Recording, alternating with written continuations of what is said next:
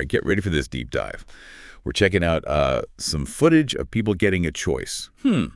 Cold hard cash or a mysterious gift. Oh, cool. Like a real-life game show, but with, like a psychological twist. I like it. What would you do? Would you go for the sure thing or roll the dice on something unknown? It's really interesting. You see this back and forth, between our need for security and that feeling of wanting something unexpected. Yeah. A dilemma, right? We face it all the time, maybe even without realizing it. It's true, and it plays out so well in the footage. Like, take Jacob, this young boy who just grabs the $100 without even thinking. Wow. I guess some things never change, right? Kids and cash. Totally. For a kid, cash is way more appealing than a mystery gift, developmentally. Younger minds are more concrete. Right. They haven't quite grasped delayed gratification yet, or how taking a risk can pay off. Makes sense. Now, we've got Gina and her son. They're out doing Christmas shopping, right? Oh, yeah. They decide to take a chance on the mystery gift. And bam, they win a super powerful gaming PC. Oh, wait. Talk about a Christmas miracle. Their reaction is priceless, pure joy and disbelief. The response really shows the emotional side of it all, the feeling of unexpected luck. It's deeper than just the gift itself. It's that sense of wonder we maybe lose as we age. They look like they won the lottery. It makes me think, what if they were struggling financially? Would they still have picked the mystery gift? That's a great point. How much does our situation, especially finances, affect how much risk we'll take? Right. Someone in a tough spot might not gamble, even if the reward seems great. True. There's always more to the story. Yeah. Okay, so then we have this student. They're using a school computer, and they're offered the same choice. Interesting. But get this, they choose the cash, but through Cash App. Really? What do you think about that? Very telling. Maybe they don't have a regular bank account. It makes you think about access to financial services, right? Yeah. Socioeconomic differences. Yeah. And how they can impact our choices in such subtle ways. And how reliant we are on digital platforms these days, especially young people. So true. It's amazing how a payment method can tell you so much about someone. It reminds us not to judge based on just appearances. Yeah. Okay, let's shift gears to Marcy, another student. She gambles on the mystery gift. Right. And guess what? She walks away with a brand new MacBook. Wow. That's life-changing. It really is. Her reaction is pure gold, total shock, disbelief, then just this flood of gratitude that really shows how transformative a gift like that can be, especially for a student. Right. A MacBook opens so many doors, learning, creativity, connection. It's not just a laptop, it's a symbol of potential. It's like they handed her a key to a whole new world. Maybe she wonder what she'll do with it. Inspiring. It is. And it speaks to the power of generosity, especially when it meets someone's needs and goals. It's not just giving, it's giving thoughtfully. Couldn't agree more. It's about the impact, not the price tag. And speaking of impact, we have this couple. They're celebrating a birthday. They go for the mystery gift. Okay. And they get a portable speaker and, drum roll please, double beers. Yeah. Perfect for a party, huh? It's almost as if it was meant for them. This whole experiment, there's an element of serendipity, the right gift, right person, right time. It's magical and reminds us celebrations, big or small, are so important. It's like fate said, hey, have a great birthday. Yeah. But it makes you think about the person giving these gifts. Why be so generous? Pure altruism or something else? That's a great question. We tend to assume it's selfless, but we also know acts of kindness are often filmed and shared, which can lead to, recognition, even money for the giver. Right. It makes us think about human motivation, the line between altruism and self-interest, especially online. It's tricky. Can an act be both generous and self-serving? Does it matter as long as the outcome's good? That's the big question. And maybe the answer is different for everyone. It's something we could talk about for hours, and maybe we will in another deep dive. But for now, back to the footage. So many more choices to see. Going back to that student with the school computer choosing Cash App, that little detail, it says a lot about the digital divide. You know what I mean? About the challenges some people face with money. For sure. We get caught up in the big choices, but it's the small stuff that's really revealing always a deeper story. Exactly. Think about their situation. Maybe no good internet at home or, barriers to even having a bank account. It's a glimpse into inequality that we might miss otherwise. It's true. Even in something simple, like getting paid, there's complexity. Systemic stuff at play. Okay, enough serious talk. Marcy and that MacBook, can you imagine winning something like that? I'd freak out. Seriously, her reaction was perfect. Shock and joy. It shows how powerful generosity can be when it truly helps someone. It's like a golden ticket, you know, Yeah. to a better future. And it's not just the tech itself, it's the message behind it. Belief in her potential. Exactly. Even small acts can have huge ripple effects, open doors you didn't even know existed. Speaking of kindness, remember Kyra, the waitress, chose the mystery gift too. Shows how risk tolerance and a belief in abundance can work together. She had such positive energy, like the universe had to reward her. And it did. More money. Amazing. Makes you wonder, is that optimism part of her personality, or can you learn it? Excellent question. Psychologists have been debating this forever. Is it fixed or a skill? More and more research says we can train our minds, focus on the good stuff, become more hopeful.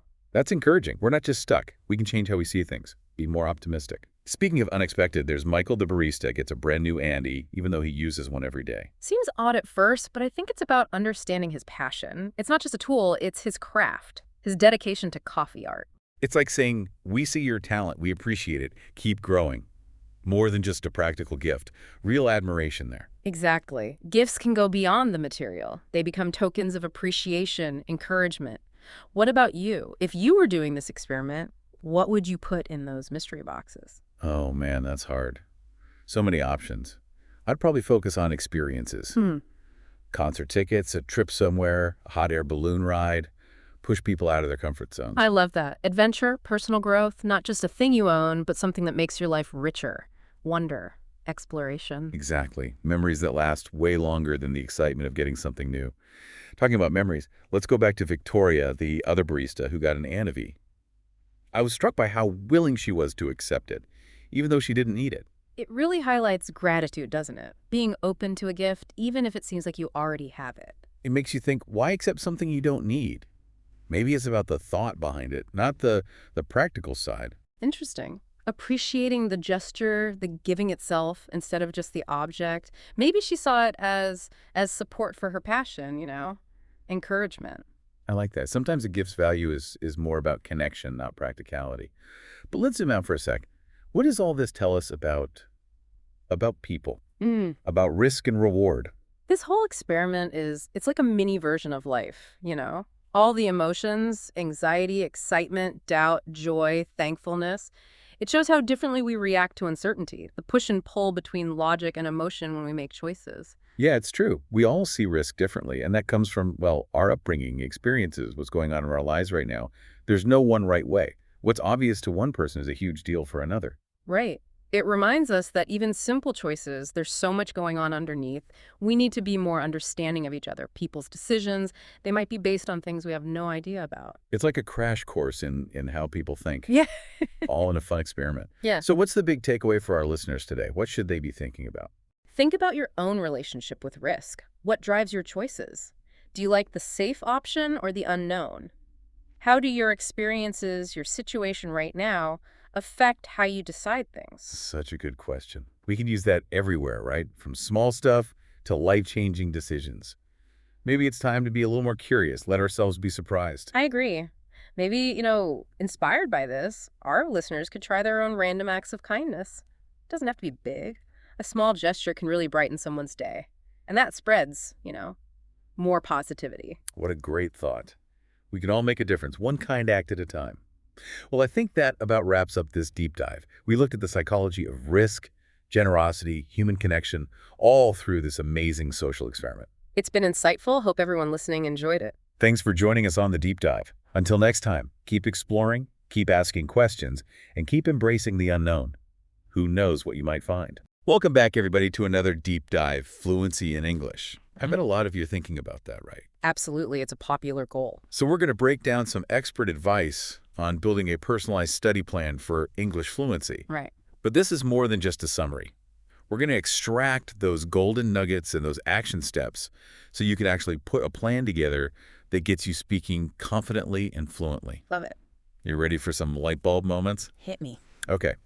So there are two different kinds of reading that are both super important for fluency. Okay. And get this, talking to yourself Uh-huh. can actually be an awesome way to improve your speaking.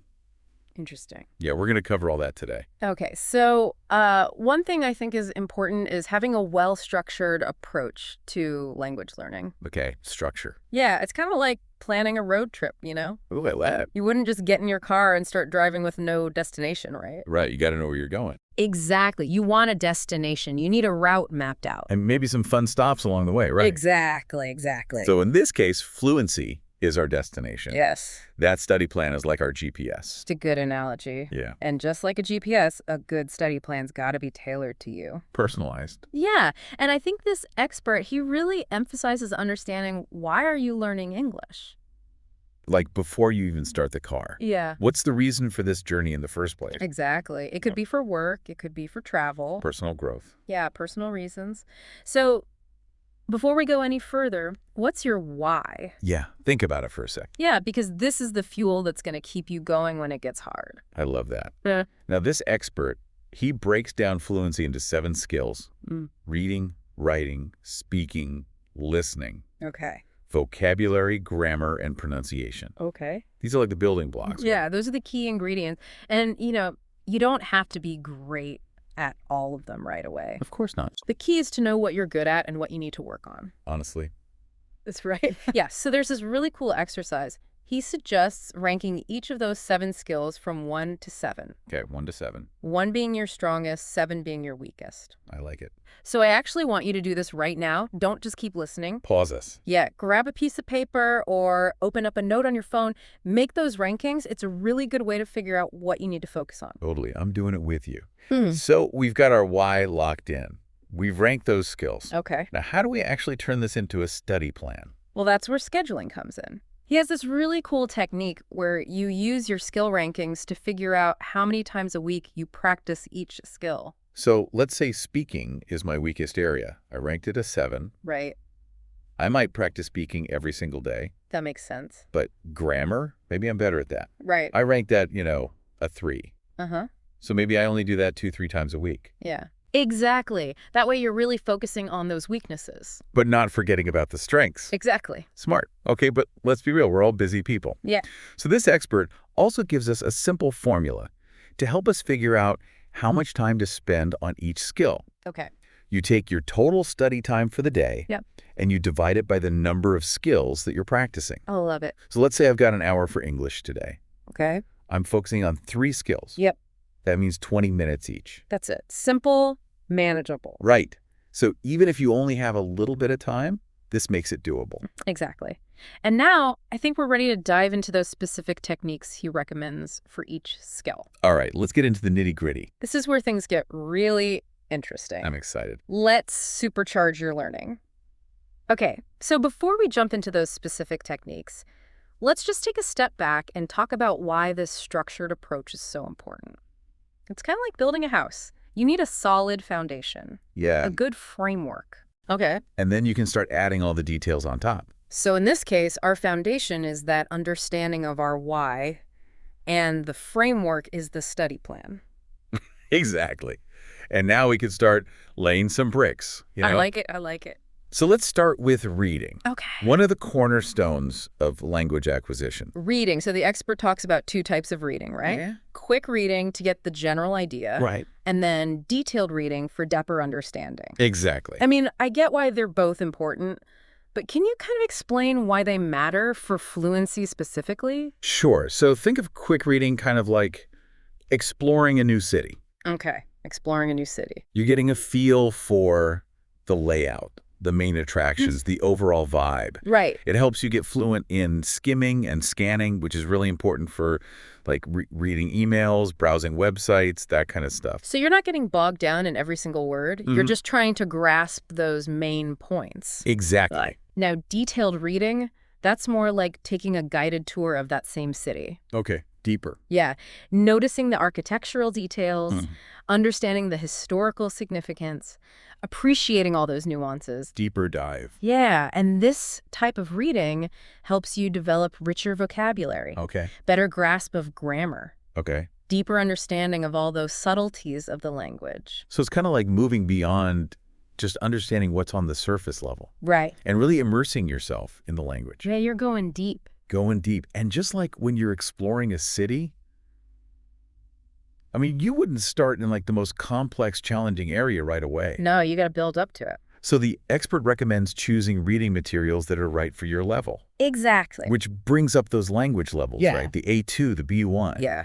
Can you explain what those actually mean in practical terms? Sure. So those levels are part of the system called the Common European Framework of Reference for Languages. It's a mouthful, so CEFR for short. CEFR, got it. And it's basically a standardized way to assess language proficiency. Okay. So A1 is beginner level, Yeah. and then it goes all the way up to C2, which is mastery. Okay, so someone at A2, B1, early on in their English journey, Yeah.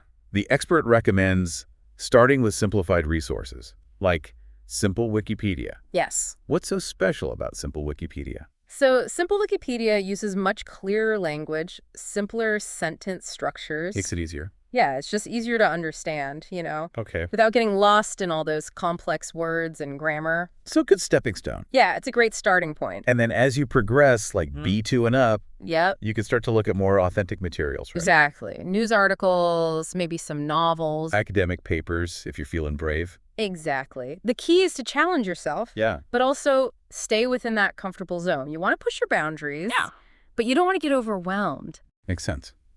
Okay, let's switch gears and talk about writing. right? The expert seems to really emphasize focusing on real-world applications. Yeah. Why is that so important? Well, think about it. When was the last time you had to write like a 5-paragraph essay about Shakespeare in everyday life?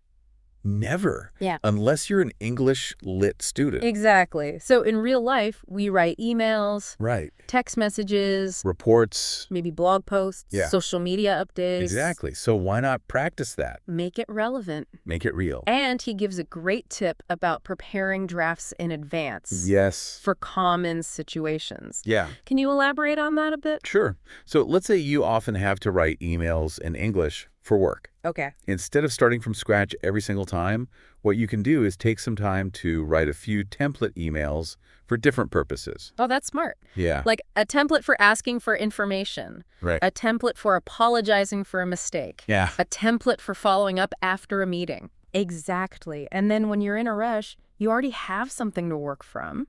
It takes the pressure off. It does a... You can focus on those little details and personalizing it. Exactly. Yeah. So, okay, we've talked about reading, we've talked about writing. Yeah.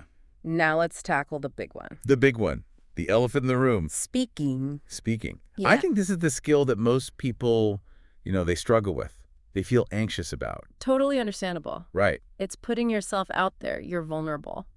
It's scary. Yeah, you might make mistakes. Right. You will make mistakes. It's part of the process. Exactly. And, he keeps emphasizing consistency with speaking practice. Well, right. Got to Yeah. practice.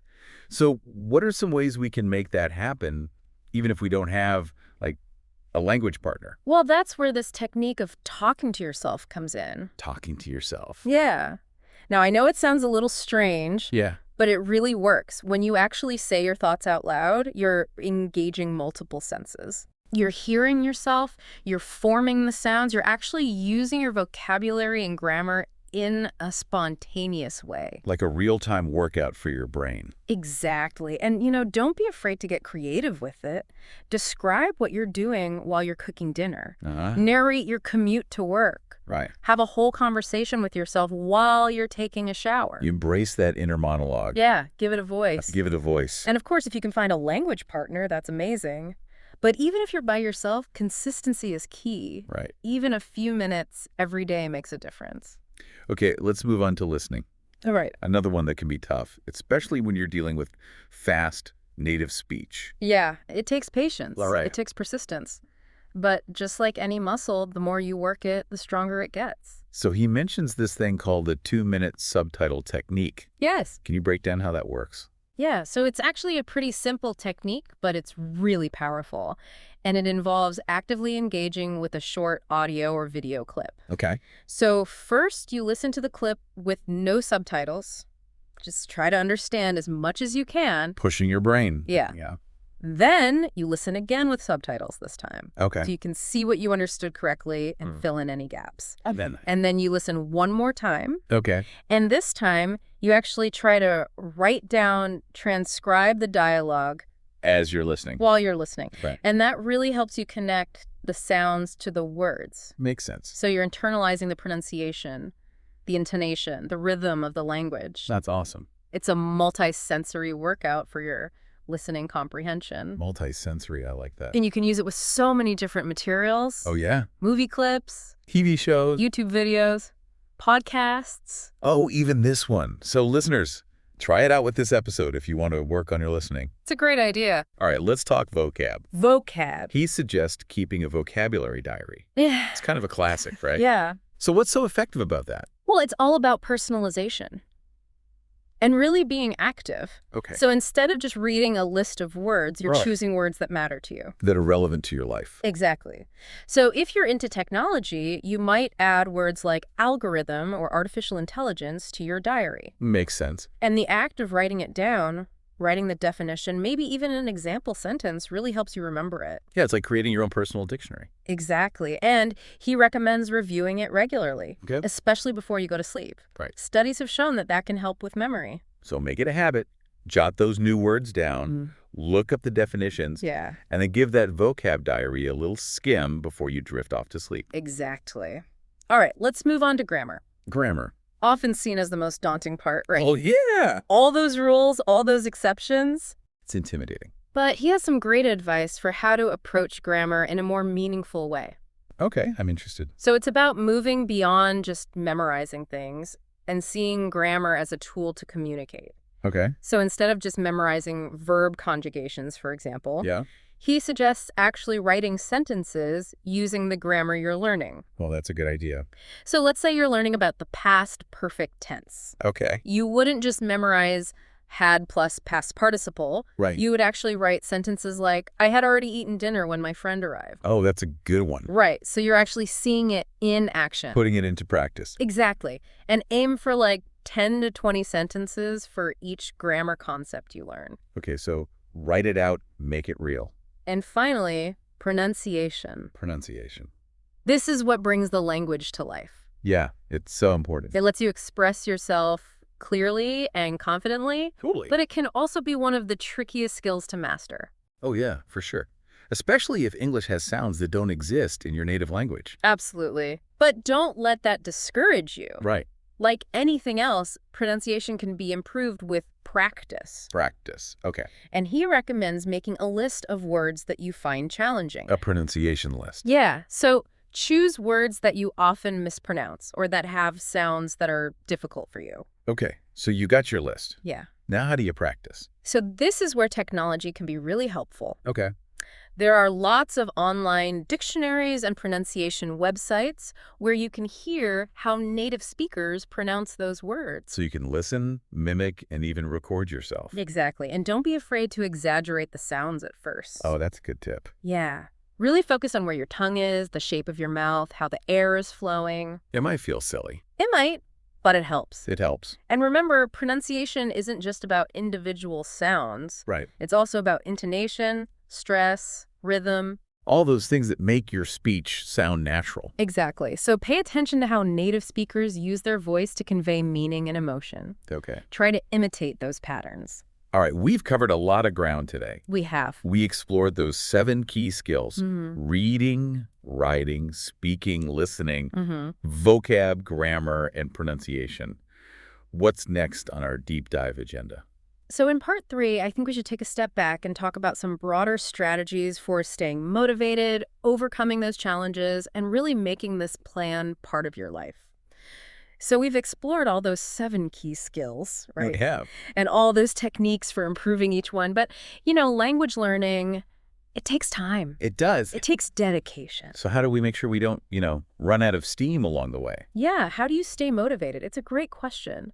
And I think the expert really tackles this head on. Okay. It's all about keeping that motivation going, even when it gets tough. It's so easy to lose motivation. So give me some strategies. How do we stay motivated when that initial excitement wears off? Well, one of the easiest things you can do is celebrate the small wins. Okay. It's easy to get caught up in that big goal of fluency, but it's those little victories along the way that keep you going. Yeah, give me some examples. Like what kind of small wins? So let's say you finally figured out that grammar rule that's been tripping you up. Uh-huh. Celebrate that.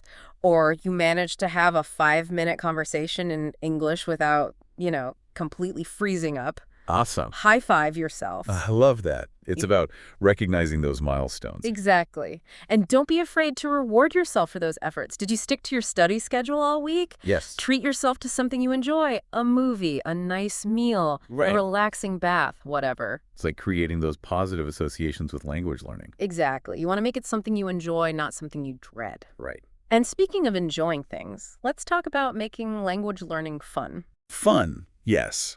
Because if it's boring, you're not going to stick with it. Exactly. So think about activities you genuinely enjoy and figure out how to add English into them. Okay, I'm intrigued. Give me some examples. Are you a movie buff? I am.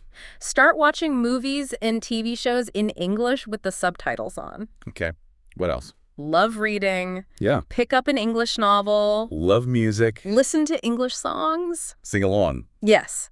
The key is to make English part of your life, not just a thing you do in a textbook. Right, make it a natural part of your day. And don't forget about the power of community. Oh, Connecting with other English learners can be a huge motivator. It's like having a support system, right? Exactly. People who understand what you're going through. Celebrate the wins with you. Exactly.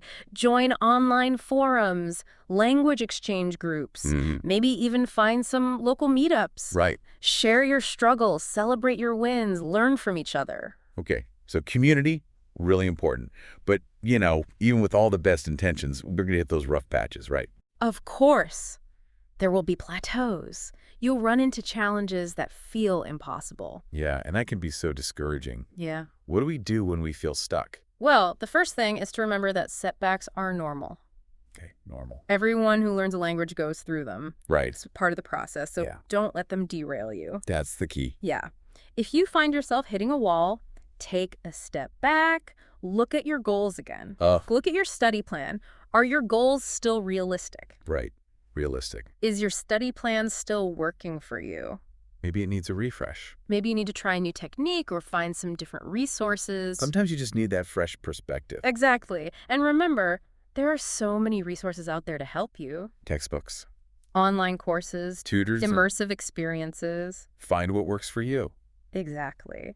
So to wrap up this whole deep dive, we want to leave you with this. You've got the knowledge. You've got the tools. We've given you the tools. And hopefully the inspiration to create that personalized plan for achieving fluency in English. It's time to take action. Yes. What's one step, big or small, that you can commit to taking today? Schedule a study session. Join that language exchange group. Pick up that English novel you've been meaning to read. Whatever it is, take that step. Embrace the journey. Celebrate those small wins. Never stop learning. The rewards of fluency are huge, and we're excited to see you reach your language goals. Absolutely. Happy learning. Hey, everyone, and welcome back for another deep dive. This time, we're looking at something pretty exciting, buying a house in the U.S. It looks like you might be thinking about taking the plunge yourself. Yeah, you sent us some great material all about it. And one of the things you sent over was a video tour of a model home, That's right. which is a pretty smart way to get a feel for what's out there, even before you start seriously house hunting. So let's talk about these model homes for a minute, for those who've never seen one. Yeah. What exactly is a model home? Well, basically think of it as a little taste of what could be. It's a house that's fully decorated and everything, Okay. all meant to help you visualize yourself living in that space. Gotcha. And builders really, they go all out, they'll add furniture and appliances and even those little details to make it feel like a real home. Oh, yeah. It's like walking into a magazine spread, Exactly. But here's the thing, and this is where I kind of chuckled when I was looking at the material. You don't actually get the house with all the fancy stuff. Right. All that furniture and the art on the wall, sometimes even the food they put in the kitchen. Yeah. It's all staging, Right. It's there to kind of evoke an emotional response, to get you thinking, oh, I could see myself cooking in that kitchen or relaxing in that living room. Yeah, like that fake apple they put on the counter. You don't get to eat that. No. I heard a story about someone actually trying to eat a fake apple in a model home. Oh, wow. Really highlights how you can get caught up in the moment. Yeah. For sure. It's a good reminder that model homes are really a sales tool, a way to showcase the potential of a property. What you see isn't necessarily what you get. So let's take a virtual tour of this model home, shall we? First impression, and I think those really matter. Absolutely. And this house definitely has curb appeal. We've got that classic American driveway leading up to a garage and, of course, a front porch. Yeah. Oh, perfect spot for, a couple rocking chairs, a pitcher of lemonade. The front porch is a great example of how American homes often kind of blend that indoor-outdoor living, Yeah. a space for socializing, connecting with neighbors, or just enjoying some fresh air. And no front porch is complete without a doorbell. Right. It's like a friendly invitation to come on in. Yeah, even those little details like a doorbell, they contribute to that overall sense of welcome and hospitality. All right. Stepping inside, now we're greeted by a half bath. I remember being really confused by that term when I first heard it. I bet. It's definitely a common feature in U.S. homes, though. Essentially, it's a bathroom with just a toilet and a sink. Oh, okay. No shower or bathtub. Gotcha. Sometimes called a powder room. Usually it's located on the main floor, kind of for guests. Okay. Very convenient when you're entertaining. Moving on into the heart of the home, the living room. This one is spacious. Yeah. They've got those high 9-foot ceilings. Yeah, ceiling height, it can make such a dramatic difference to the feeling of a space. Oh, for sure. Higher ceilings tend to create that sense of grandeur and openness. It does. It really opens it up. Subtle, but an important detail. And, of course, we can't forget the kitchen. This one's like a dream come true for anyone who loves to cook. Fully equipped with appliances. Yeah, did you notice they didn't actually show a refrigerator? Oh, that's right. They didn't. That's actually pretty common when you're buying a house in the U.S. You often have to buy your own fridge separately. Oh, that's interesting. Might seem odd, but it gives buyers the flexibility to choose one that, fits their needs and style. Yeah, that makes sense. Yeah. All right, next up we have the dining area. Beautifully lit, perfect for those family dinners. Love that. Right next to the kitchen. Makes serving and cleaning up a breeze. And that open flow between the kitchen and the dining area is a really popular feature in modern homes. Yeah. Encourages a sense of togetherness, makes entertaining so much easier. For sure. Yeah.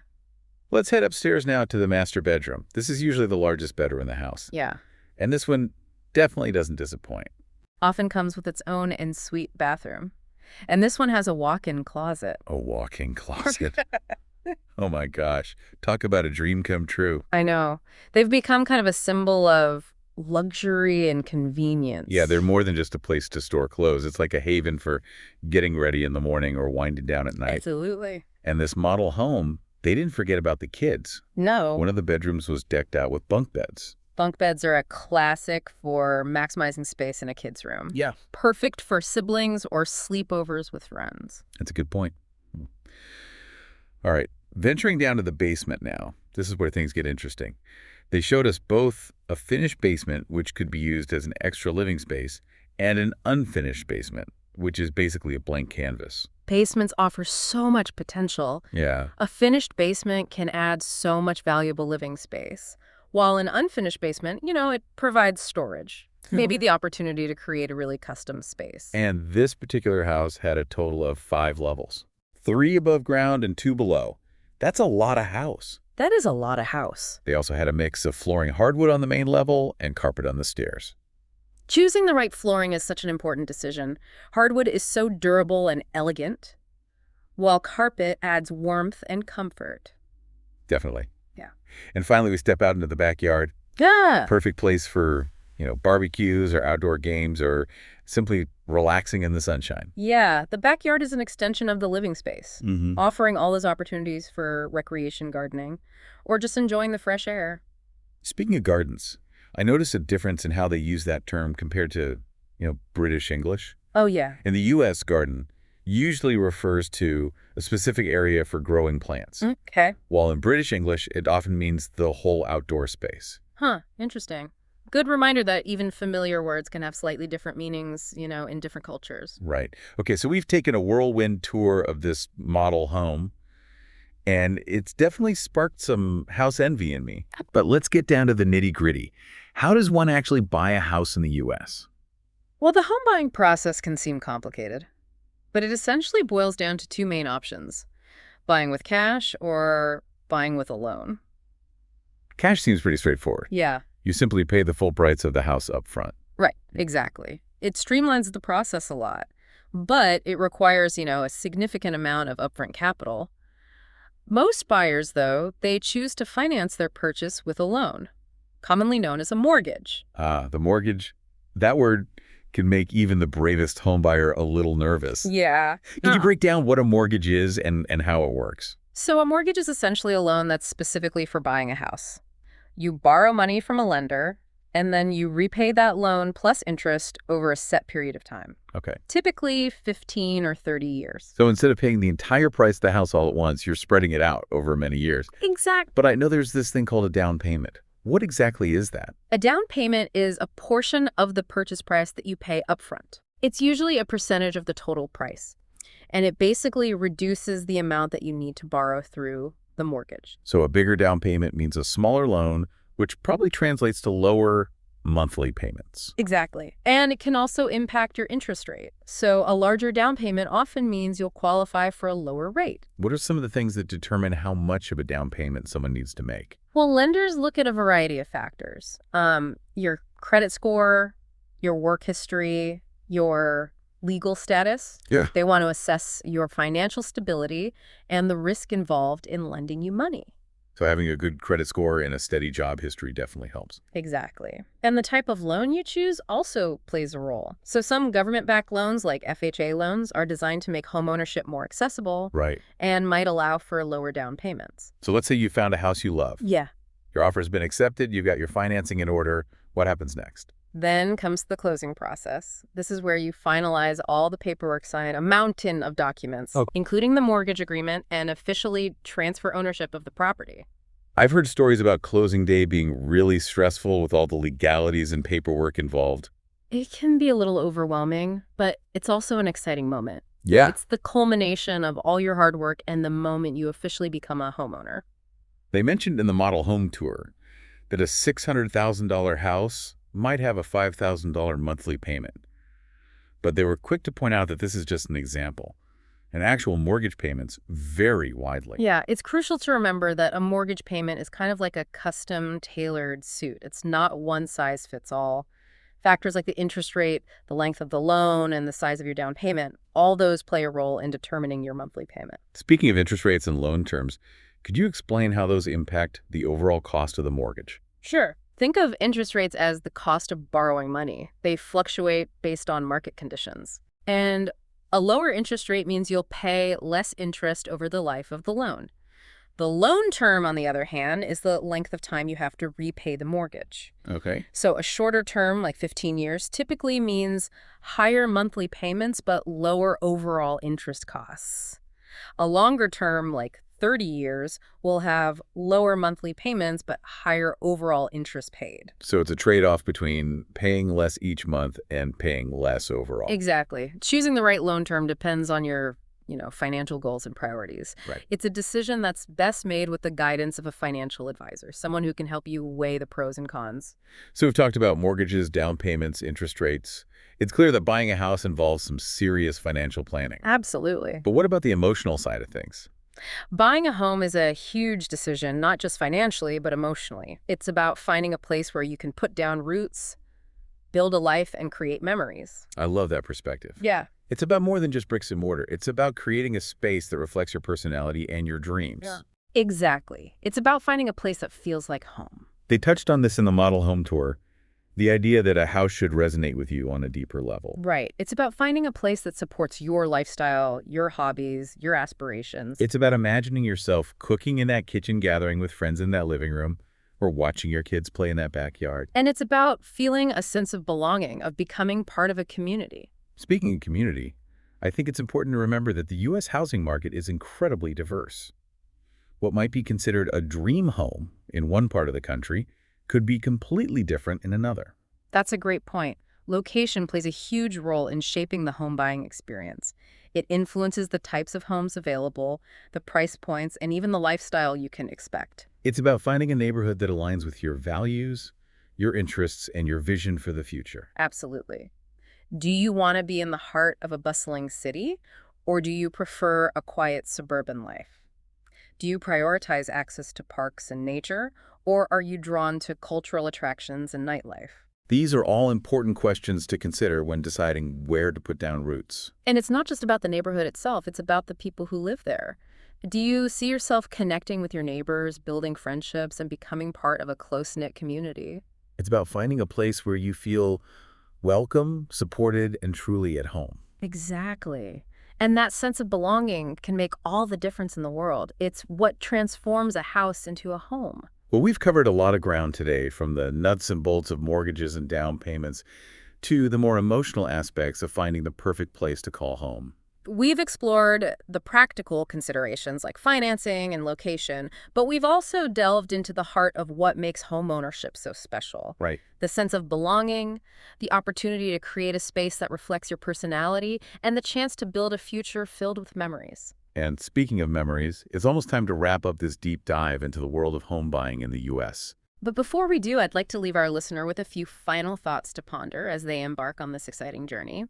What we've discussed today can help you understand the process, but ultimately finding the right home is a deeply personal experience. Trust your instincts. Don't be afraid to ask questions. And remember, this is an investment not just in a property, but in your future. Beautifully said. So as you start exploring the world of real estate, think about what truly matters to you. What kind of lifestyle do you envision? What are your must-haves in a home? What kind of community do you want to be a part of? And most importantly, remember to enjoy the journey. Yeah. Finding the right house can be an adventure full of twists and turns, but it's ultimately a journey toward creating a place where you can truly thrive. Thanks for taking us along on this deep dive. We hope it's been helpful as you navigate the exciting, sometimes overwhelming world of buying a house in the U.S. And remember, knowledge is power. The more you understand the process, the more confident you'll be in making decisions that are right for you. Until next time, happy house hunting. So to wrap up this deep dive, is there anything else you think our listeners should keep in mind when it comes to buying a house? I think just remembering that every situation is different. Yeah. What works for one person might not work for another. It's really all about finding what's right for you, your individual circumstances. And don't be afraid to ask for help along the way. There are so many resources available, whether it's a realtor, a financial advisor, or even friends and family who've been through the process. That's such great advice. And I think it's so easy to get caught up in, the excitement of house hunting and forget about those important details. So it's really important to do your research, talk to experts, and really make sure you're making the best decision for yourself. Well, this has been a fascinating look into the world of home buying in the U.S. Thanks for joining us on this deep dive. We hope you found it informative and maybe even a little bit inspiring. It's a big decision, but it can be such a rewarding one, too. And remember, whether you're just starting to think about buying a house or you're already in the thick of it, we're here to support you every step of the way. So until next time, happy house hunting. Welcome back, everybody, to another deep dive. We love to take these scenes that you send to us and really kind of pick them apart. Yeah, dig in, see what's going on under the surface. Exactly. And this batch is no exception. We've got everything from those awkward first love fumbles Oh, yeah. to some seriously questionable decision-making. The things people do. So let's just dive right in, shall we? Oh, yeah. Remember that scene where the character accidentally kisses another one on the lips instead of the forehead? Oh, yeah. I know exactly which one you're talking about. So relatable, right? That mix of teenage nerves and just completely misreading the moment. It's like that kiss becomes this recurring symbol in their lives, right? Like every time they think about it, it takes on a new meaning depending on where they are in life. Exactly. It's like a little time capsule of awkwardness. Totally. And it makes you think about all those seemingly small moments that we carry with us, how they shape our perceptions of ourselves and others. Speaking of awkward moments, let's talk about that accidental proposal at the wedding. Oh my gosh, the one where they blurted out their own wedding plans like a month later? Yeah. Talk about impulsive. But you know what? It kind of works for them. It does. And it challenges that whole idea that you need to have everything perfectly planned out. Right. Sometimes just going with the flow can lead to some pretty amazing outcomes. Totally. It's like a reminder that there's no one right way to do things, especially when it comes to relationships. Okay, enough with the lovey-dovey stuff. Yeah. Let's get to something a little more physically comedic. Remember the leather pants incident? Oh gosh, who could forget that? Shrunken pants lotion powder? It's a recipe for disaster. And so much laughter. Mhm. It's like you can just picture it happening. The visual alone is enough to make you crack up. But it also shows you that vulnerability beneath that character's usual confidence. Right. It's like a reminder that even the most put-together people have those moments where they're just like, oh, no. Exactly. It makes them so much more relatable. Okay, what about that jellyfish sting scene? I Mm. mean, who would have thought of that remedy? Talk about thinking outside the box. But hey, it worked right. It did, and it shows the power of suggestion and the importance of friendship, even when things get weird. Sometimes you just need someone there to laugh with you, even if the situation is kind of absurd. Speaking of friendship, let's talk about those little white lies we tell to protect the people we care about. Like that scene where the character pretends to be injured to get out of running. Oh yeah, good intentions, but maybe not the best execution. It backfires so badly. Yeah, But it's also a good reminder that honesty is usually the best policy. totally. Avoiding a tough conversation can sometimes create even bigger problems down the road. Now let's switch gears to that scene where the character lies about their dancing abilities. The jazz shiz incident, oh, that was rough. Talk about the pressure to succeed. But it's also a cautionary tale about the dangers of pretending to be someone you're not. Right. It's so much better to embrace your own unique talents and skills than to try and be someone you're not. Absolutely. Yeah. It's like that saying, be yourself. Everyone else is already taken. So true. Okay, ready for another one? What about that scene where the character takes the phrase, essence of the chair, way too literally? Oh my gosh, the pranks that ensue. It's like a chain reaction of misunderstandings. It's a great example of how communication can go so wrong, even when everyone has good intentions. And it shows how important it is to clarify things and be open to different interpretations. Speaking of misinterpretations, what about that tanning bed scene? Oh, the one where the character is completely oblivious to how they actually look? It's hilarious, but it also makes you think about self-perception versus how others see us. And the power of confidence, even if it's misplaced. Totally. It's a good reminder that true confidence comes from within. Okay, last one for now. Remember that New Year's Eve scene where one character is left feeling totally alone? Yeah, that one was a bittersweet. It's like, even in a room full of people, you can still feel completely isolated. It's a reminder that holidays can be tough for some people, and that sometimes you just need someone to really see you and connect with you. Absolutely. Yeah. Okay, let's pause here for a moment. We've covered a lot of ground. We have, but there's still so much more to explore. We'll be back soon to dig even deeper into these scenes and the lessons they can teach us about ourselves and the world around us. Can't wait. Welcome back to the Deep Dive. So we were talking about those moments where life throws you a curveball. And you kind of just have to roll with it. Exactly. Like that scene where the character accidentally hires a, professional for the bachelor party. Oh my gosh, yeah. Talk about an unexpected turn of events. It's like they completely flipped the script on the whole bachelor party cliche. And it works. The characters actually embrace the awkwardness, and it creates this really heartwarming moment. It's a good reminder that sometimes the best things in life happen when you least expect them. Totally. And it shows that you don't always have to stick to the traditional way of doing things. Okay, let's switch gears for a second. Remember that scene at the funeral where the character is watching a football game? Oh yeah, that one raised a few eyebrows. Definitely not your typical funeral behavior. But when you think about it, the character is just trying to cope with their grief in their own way.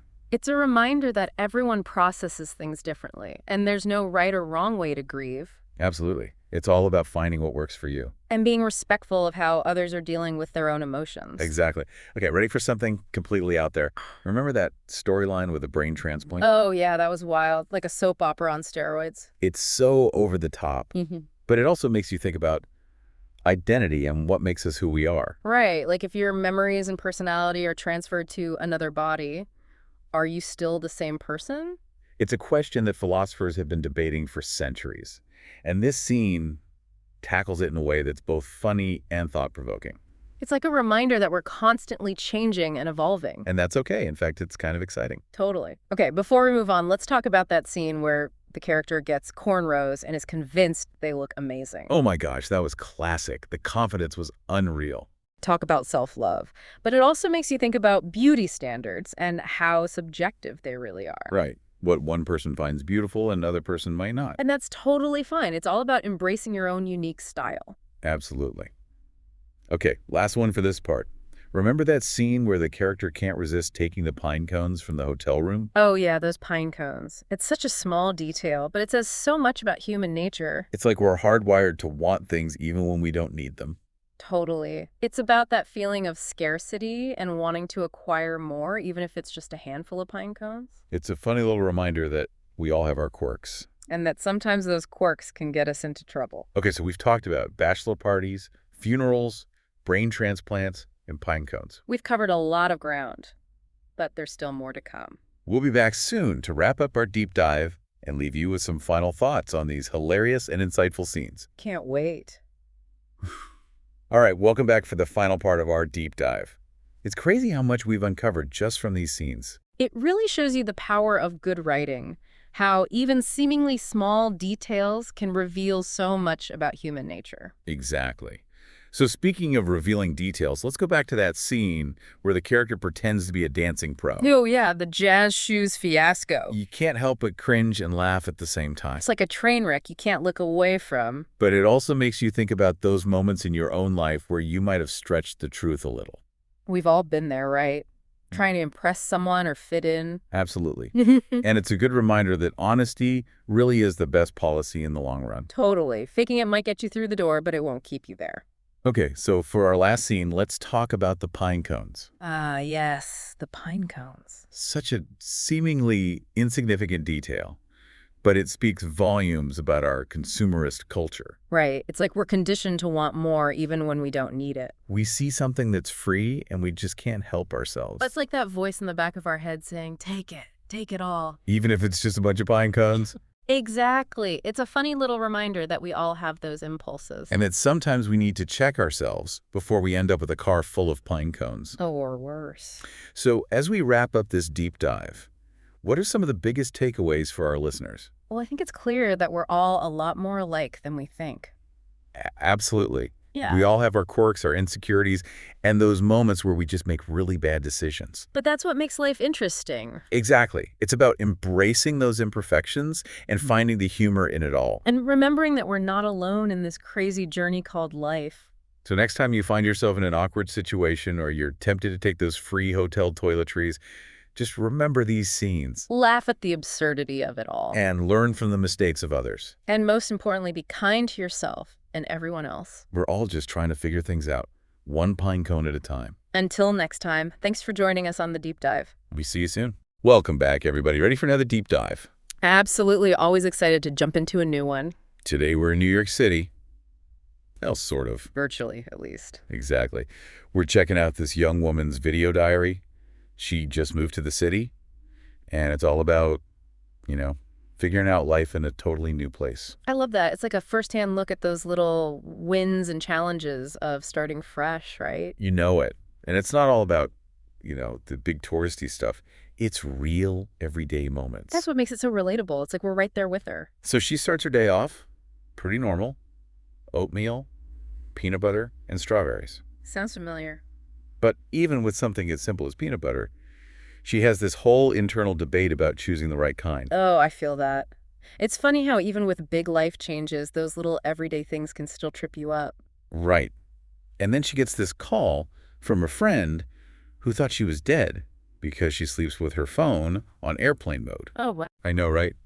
It's a funny moment, but it also makes you think about how it can feel kind of lonely moving to a new city, Absolutely. You're away from your usual support system. You have to build a new one from scratch. Then there's this quick shot of her using a glass straw. It's shaped like a flower, super cute. I love that. Little details like that can really make a difference. I know, right? It's like these small choices can make everyday routines a little more fun and eco-friendly too. Definitely. It's a trend I've noticed, this focus on aesthetically pleasing, sustainable, everyday items. It's like bringing beauty and intention into even the most mundane parts of your day. Exactly. Now, we see her getting ready for her day, and it seems like looking good is important to her. She has strong opinions about her nails. Right. Dip powder versus acrylics. She knows what she wants. It got me thinking, is this focus on getting ready maybe about feeling confident in a new social environment? I was thinking the same thing, first impressions and all that. Especially in a city like New York where things can feel so fast-paced. Totally. And she's not just getting ready for any day. She's going to an event hosted by ThredUp. The clothing resale company. That's the one. And she specifically says she's hoping to make some new friends there. That's so interesting. It really points to this thing about how tough it is to make friends after college. Yeah, you don't have those built-in social structures anymore. You have to be way more proactive about it. Absolutely. So attending events centered around things you're interested in, like this ThreadUp gathering, could be a really good strategy. Love it. It's all about finding your tribe. Right, right. Now, we got to talk about her outfit.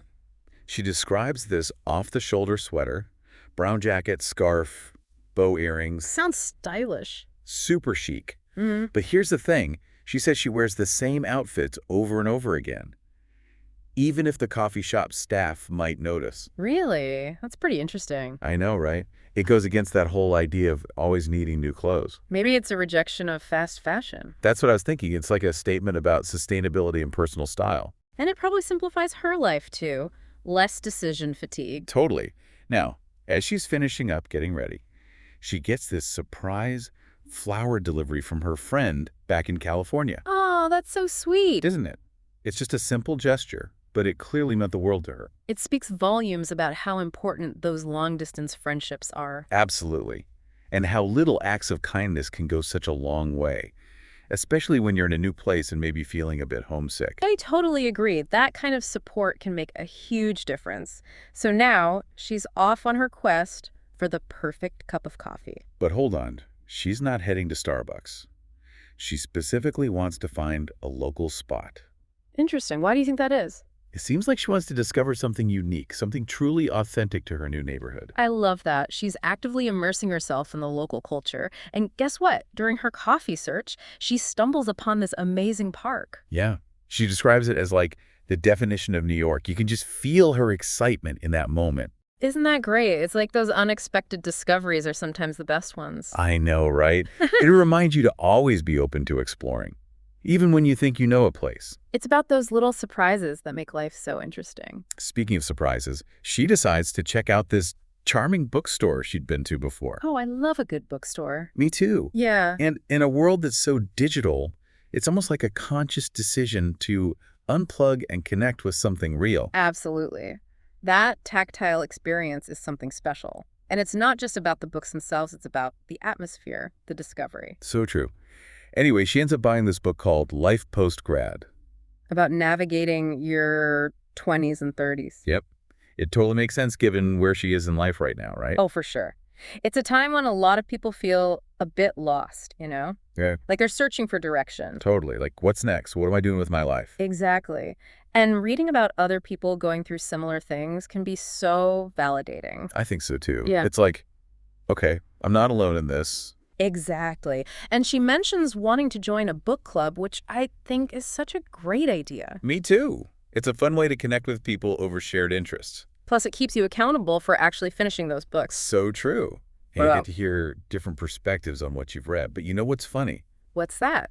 She talks about being the weak link in her old book club because she didn't always finish the books. Oh, that's kind of cute. She's self-aware, which is great. I know, right? It shows she's willing to put herself out there and try again. Exactly. It also highlights how important it is to find a book club that's a good fit, right? Oh, definitely. Both in terms of the books and the people. Okay, so now the day is winding down and she's getting ready for that ThreadUp dinner. The anticipation is building, And remember, this event is all about sustainable fashion. which is so relevant these days. More and more people are becoming aware of the impact of fast fashion. It's a shift toward more conscious consumerism for sure. And just as she's about to head out, we get a glimpse of her new friend, Hannah. The one she met through ThreadUp. Yeah. Hannah talks about how kind and genuine she is. It sounds like a genuine connection is forming. I think so too. Yeah. And it's a good reminder that even in a city as big and overwhelming as New York, you can still find your people. It's about putting yourself out there and being open to new possibilities, right? Exactly. And I think that's a perfect place to wrap up part 1 of our deep dive. I agree. It's amazing how much we can learn from just one day in someone's life. It really makes you think, doesn't it? How to build those connections in a new place. Totally. And it's not always easy, Definitely not. It takes effort putting yourself out there. like she did with that ThreadUp event, stepping outside of her comfort zone. Exactly. And it seems like it's paying off. I think so too. But, you know, even before that, she seemed to have this knack for finding those little moments of joy throughout her day. You're right. Like that bookstore visit, that was more than just buying a book. It was about the experience, right? Disconnecting from the digital world for a bit. Totally. And there's something so special about being surrounded by books, the smell, the feel of the pages. It's a sensory experience that you just don't get online. Exactly. And then you have her exploring that park, just stumbling upon this little oasis in the middle of the city. Such a cool find. And you could tell she was genuinely excited about it.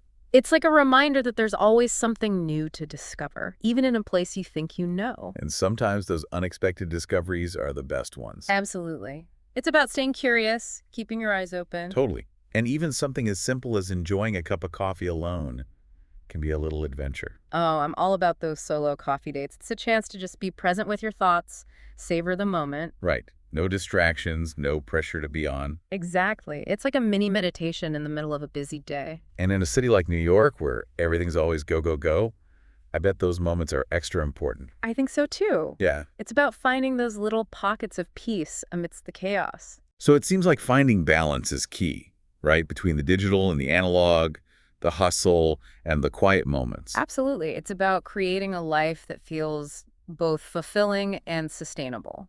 Speaking of balance, it's interesting that she chose to go to a local coffee shop instead of just hitting up Starbucks. What do you think that says about her? I don't know. It seems like she's intentionally seeking out those more authentic experiences. I agree. It's like she's rejecting the generic in favor of the unique, the local. And I think that applies to more than just coffee, right? Totally. It's about being a conscious consumer, supporting local businesses, appreciating the things that make a place special. It's about choosing quality over quantity, right? Exactly. And that brings us back to that flower delivery. Oh, yeah.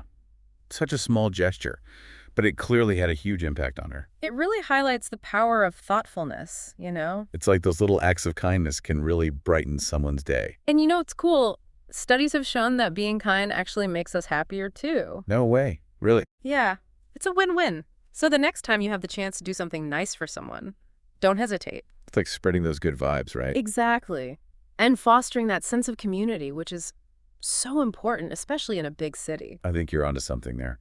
It's funny because we were talking about uniform dressing earlier. And Wearing the same outfits over and over. yeah, it made me think about how much pressure we put on ourselves to always look a certain way. Especially women. Right. Totally. But she seems to have this confidence about her style. Like she doesn't care what other people think. I admire that. It's about owning your choices, not being a slave to trends. And it probably simplifies her life too, Yeah, Less time worrying about what to wear. absolutely. It's about freeing up that mental space for other things. So for someone who's intrigued by this whole uniform dressing idea, where do you think they should start? I think it's about identifying those key pieces that make you feel your best. The clothes you always gravitate towards. The ones that are both stylish and comfortable, right? Yeah. Exactly. And then you can build your wardrobe around those core pieces. Choose quality over quantity. Invest in things that will last. And don't be afraid to experiment. Find what works for you. Exactly. There's no right or wrong way to do it. It's about expressing yourself, not following someone else's rules. Love that. And, her whole approach to fashion seems to tie into her love of exploration, don't you think? Oh, I totally see that. She's open to new experiences, both in terms of clothes and in life in general. Like with her coffee quest and finding that park, she's not afraid to wander off the beaten path. And that's what makes life interesting, right? Those unexpected detours and discoveries. Absolutely. It's about embracing the journey, not just focusing on the destination. And as we wrap up this part of our deep dive, I want to leave our listeners with a question to ponder. Okay, I'm ready. What areas of your own life are calling out for exploration? What new adventures are waiting to be discovered? It's a great question, right? What are we waiting for? Totally. Sometimes you just need that little nudge to get out there and try something new. Absolutely. Okay, so let's circle back to that ThredUp dinner she went to. Remember she was hoping to make new friends there? Oh, yeah. I'm curious to hear how that went. Well, you can see right away that she's hitting it off with the other people there. There's this great energy, Like they all have something in common already. Exactly. A shared passion for sustainable fashion. Yeah. And it's more than just shopping. It's about values. Right, like being mindful about the impact of your choices. And then there's this moment where we meet her new friend, Hannah. The one who mentioned how kind she is. Yeah. You can tell they're already connecting on a deeper level. It's like they just get each other. And it's proof that you can find your people anywhere, even in a city as big as New York. It's all about putting yourself out there, right? Totally. So as we wrap up this deep dive, what are some of the things that really stood out to you about her day? Well, for me, it's her ability to find joy in the everyday. Those little moments that make life special. Like that flower delivery Yeah. or discovering that cool park. Exactly. It's about appreciating the simple things. And for me, it's her commitment to living authentically, making choices that align with her values. Right. Like with her clothes, her coffee, even her approach to making friends. It's inspiring, isn't it? It's a reminder that we all have the power to create a life that feels truly meaningful. I think so too. And it all starts with being intentional about the choices we make, right? Absolutely. So as we say goodbye to this episode, I want to leave our listeners with one final thought to ponder. In a world that's constantly pushing us towards busyness and productivity, how can we make sure to prioritize those moments of pause, reflection, and connection that truly nourish us? It's a great question, and one that we should all be asking ourselves. Thanks for joining us on this deep dive, everyone. We hope you've been inspired to embrace those simple joys, seek out authentic connections, and create a life that feels truly fulfilling. Until next time. All right, so get this. We are going deep into language learning today. Ooh, fun. But not like, boring old school stuff. We're talking about how to actually become fluent. Yes. Like imagine yourself, I don't know, in a Parisian cafe, finally understanding, Ordering that perfect croissant. ordering that perfect croissant, exactly. Yeah. Or like you're at like a Comic-Con in Tokyo. Oh, cool. You can, geek out with people in Japanese. Awesome. Yeah, or even, Just impressing someone special. okay, yes, Yeah. impressing that Tinder date With some smooth Italian. with some smooth Italian. Yeah, exactly. It's amazing how many people think that, learning a language has to be all like Oh, I know. textbooks and just like So rigid. Yeah. rigid, boring. Yeah. But actually, our brains, they're made for this. They are? We just have to like work with them, not against them. Exactly. So less textbook, more brain power. Yes. I like it. So what's the first myth we need to bust here? Oh, definitely the grammar obsession. Okay. So many people get stuck in this like loop of memorizing grammar rules, and they think that they can't speak until they've got every single verb conjugation down pat. Oh yeah, like I need to know all the rules before I can even open my mouth. Exactly. But think about it. Like how did we learn our first language? Yeah. Did we like analyze verb tenses before we could speak? Not at all. It was all about No way. mimicking, just trying things out, making a mess with the sounds until it started to make sense. Yeah, it was like a beautiful mess. Exactly. So are you saying like chuck the grammar books out the window? Not necessarily grammar. Grammar has its place. Okay. But it shouldn't be the barrier to actually speaking. Right. So instead of, cramming all the rules up front, Yeah. focus on patterns. Okay. Our brains are amazing at picking up patterns, just through listening, music, podcasts, even watching shows with subtitles. Oh, subtitles. That's a good one. Yeah, the grammar will kind of click into place more naturally that way. It's like, when you suddenly realize you've been using a grammar rule perfectly Yeah, and you didn't even know the name for it. exactly. That's a good feeling, right? But okay, so speaking of getting hands-on, Yes. another mistake is waiting way too long to actually speak the language.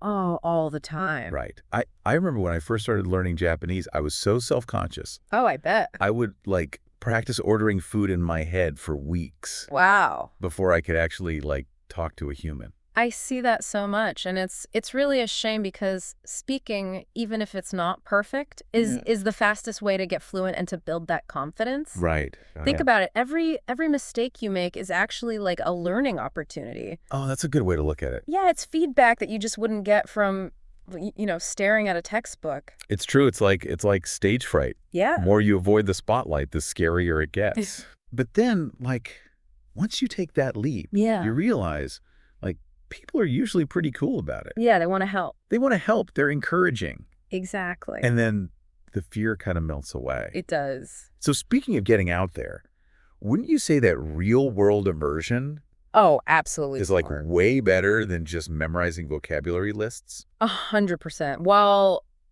vocabulary is important, cramming those giant lists, It's overwhelming. it's overwhelming and it's not that efficient. Right. Real immersion is about surrounding yourself with the language in a in an authentic way. Okay. Yeah. Listening to music podcasts, Yeah. watching movies, Yeah. even like changing your phone settings. Oh, that's a good one. Yeah, you're basically training your brain to think in that language, Okay. which is way more powerful than just, rote memorization. So it's not just about like knowing the words. Right. It's about living, like making them part of your life. Exactly.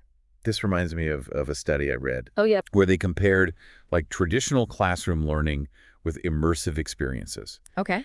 And the immersive group, even though they spent less time like quote unquote studying, Interesting. they actually ended up with better fluency and pronunciation. That makes sense. Right. It's like When you're immersed, you're constantly coming across new vocabulary, Whoa. grammar, but it's all in context. Right, So okay. it's more meaningful. Okay. It's more memorable, and there's this emotional connection. I like that, yeah. You're not just learning words, you're experiencing the culture, You're living it. connecting with people, creating memories that are actually tied to the language. It's powerful stuff. Ah, Okay, so we've busted some myths. we have. We've talked about, embracing imperfection, Yes. diving headfirst into the language. Love it. But before we go full immersion, Yeah. what about setting ourselves up for success? Okay. Because, becoming fluent, Right. that just feels like this huge, like Daunting. daunting, yes, mountain to climb. It is a big goal. Yeah, how do we break that down? That's where SMART goals come in. Okay, SMART goals. So forget those vague aspirations. We need specific, measurable, achievable, relevant, and time-bound targets. Oh, okay. So instead of saying, I want to be fluent in Spanish, Right. I'd say something like, I want to be able to have a basic conversation about my hobbies Yeah. with a language partner by the end of the month. Exactly. That's a good one. That feels Much more concrete. much more concrete. Yeah.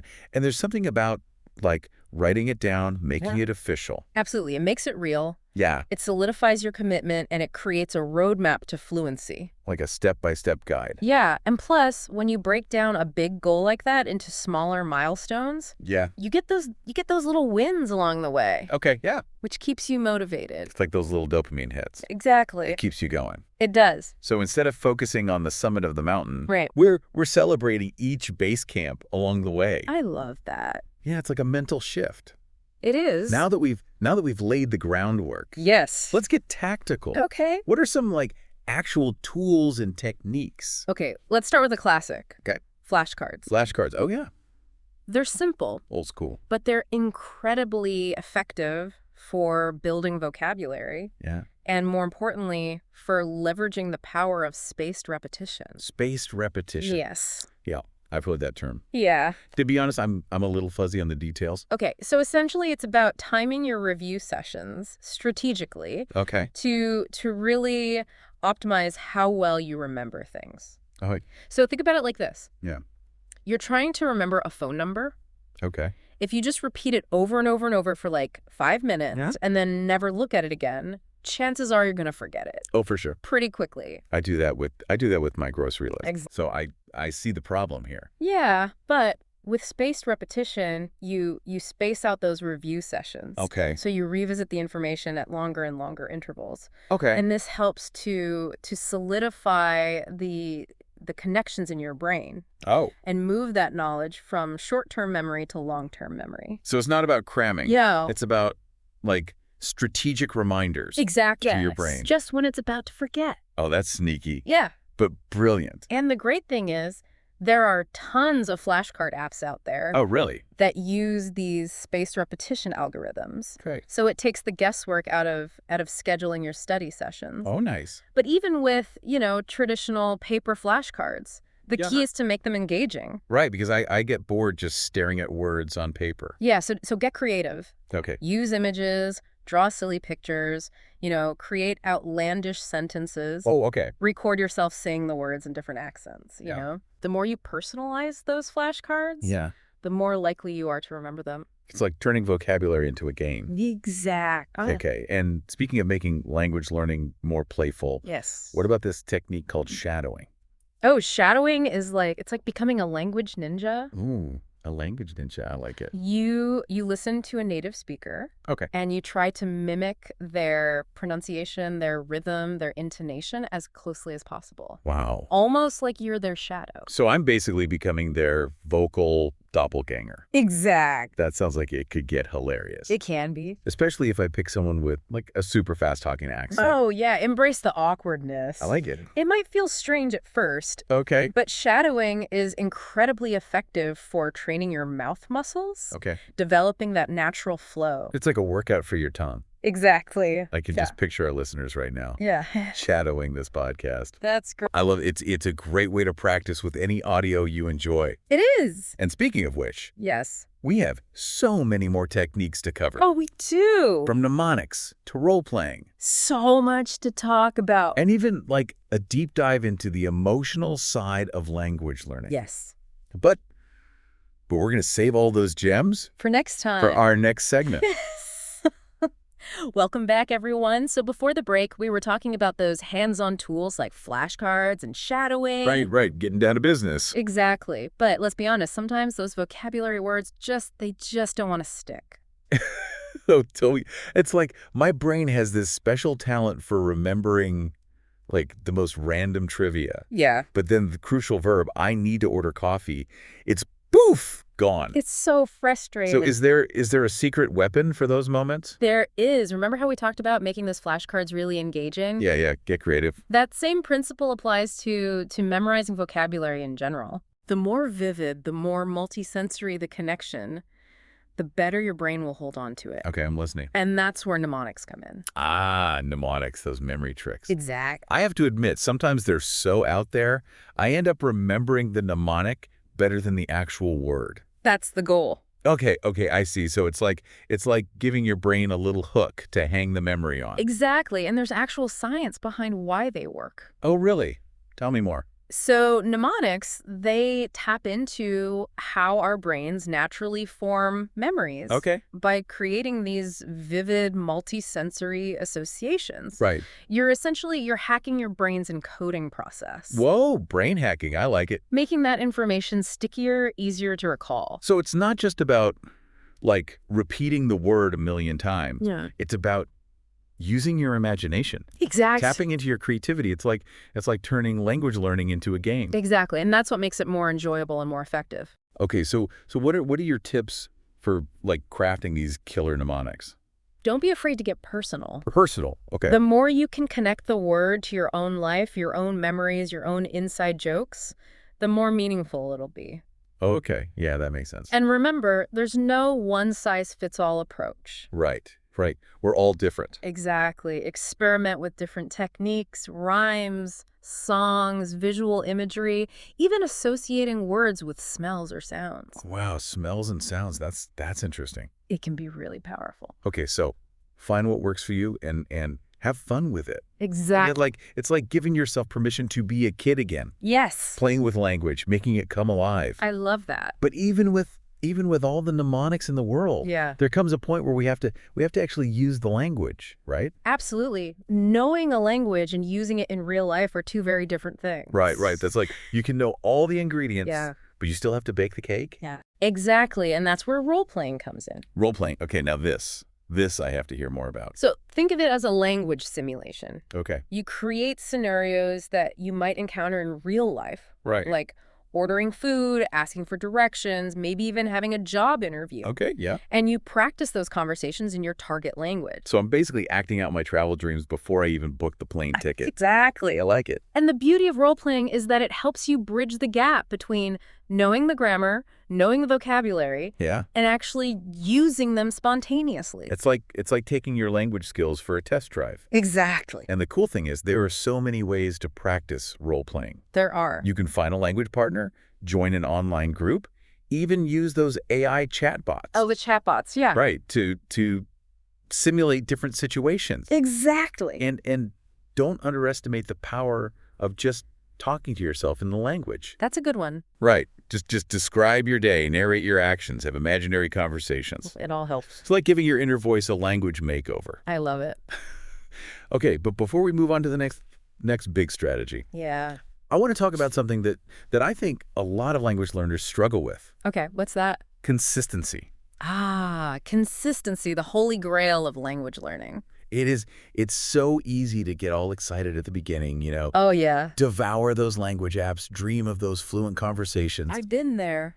But then life happens. Yeah. Motivation dips, and suddenly those daily practice sessions are just a distant memory. It happens to the best of us. So how do we fight that slump? That's the million-dollar question. And while there's no magic bullet, Right. one of the most effective strategies is to build language learning into your daily routine. Okay, so like make it a habit. Exactly. Almost like brushing your teeth or checking your email. Okay, so less about those like marathon study sessions. Right. And more about those bite-sized language snacks throughout the day. Exactly. Instead of trying to cram an hour of study into your already busy schedule. Yeah, that's never going to happen. Think about how you can sprinkle those micro moments of language learning throughout your day. Okay, so like listening to a podcast while I'm getting ready in the morning, or reviewing flashcards on my commute, Yeah, or even like labeling things around my house with sticky notes. that's a classic. Right. I like it. And remember, consistency doesn't have to mean doing the same thing every day. Oh, okay, good. Variety is key. Variety. Okay. Experiment with different activities, find what sparks your joy, Yeah, make it fun. and make it sustainable. It's about finding that balance, right? Exactly. Between challenge and enjoyment. Push yourself just enough Right. to keep progressing, but not so much that it feels like a chore. Yeah. No one wants that. And remember, even 5 minutes of focused practice is better than none. 5 minutes. Okay. It's about building that momentum, creating a positive feedback loop Okay. that keeps you motivated and keeps you moving forward. So it's not about perfection. No. It's about progress. Exactly. Celebrate those small wins. Yeah. Little victory. Embrace the messy journey. And remember, fluency is a marathon, not a sprint. Oh, I like that. A marathon, not a sprint. Exactly. And speaking of the emotional side of language learning, Yeah. let's shift gears a little bit Okay. and talk about something that often gets overlooked. What's that? The fear of making mistakes. Oh, that dreaded fear. It can be such a roadblock for people. It can be paralyzing. I remember when I first started speaking Japanese, I was so terrified of messing up Oh, I bet. that I would literally rehearse entire conversations in my head Wow. before I could even speak to someone. It's so common, and it's understandable. Right. We worry about sounding silly, being judged, Yeah. not being understood. Exactly. But here's the thing. Okay. Making mistakes is inevitable. Oh, for sure. It's part of the process. It's how we learn.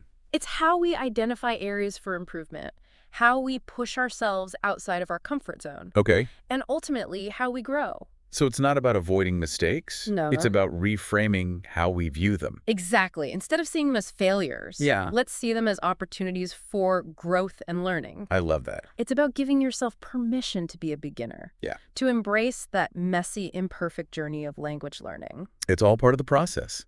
It is. But even with that mindset shift, Yeah.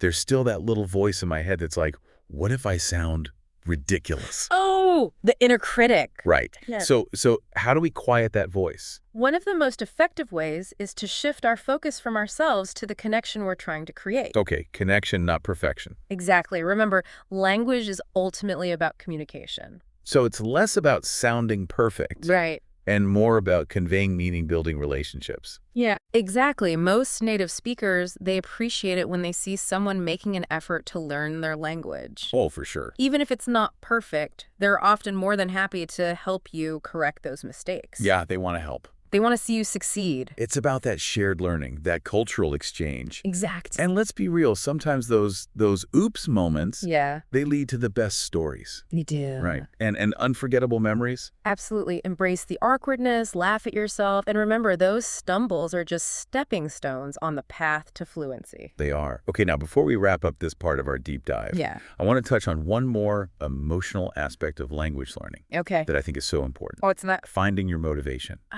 Motivation, the fuel that keeps us going. It's so easy to get caught up in the techniques, the strategies, Yeah. but without that underlying drive, that burning why, it's easy to lose steam. It is. Connecting with your why is so powerful. Okay, so tell me more about that. It gives you that sense of purpose, that direction, that resilience when you face challenges. Okay, so for all our listeners out there, I want you to take a moment and think about why you're learning this language. Yeah. What sparked your interest? What are your goals? What do you hope to achieve? Maybe you're dreaming of traveling the world, connecting with your heritage, Advancing your career? expanding your horizons, whatever it is. Remind yourself of that reason. Yes. Let it inspire you. Let it fuel your language learning journey. It's that passion, that sense of purpose Yeah. that will transform language learning from a chore into a truly fulfilling experience. So well said. So as we wrap up this part of our deep dive, Yes. I want to leave our listeners with a challenge. Okay, I like it. Take some time today to reflect on your why. Write it down Visualize it. and let it be your guiding star on this incredible language learning adventure, And remember, language learning is a journey. not a destination. It's about embracing the process, celebrating those small wins, and finding joy in connecting with another language and culture. Beautifully said.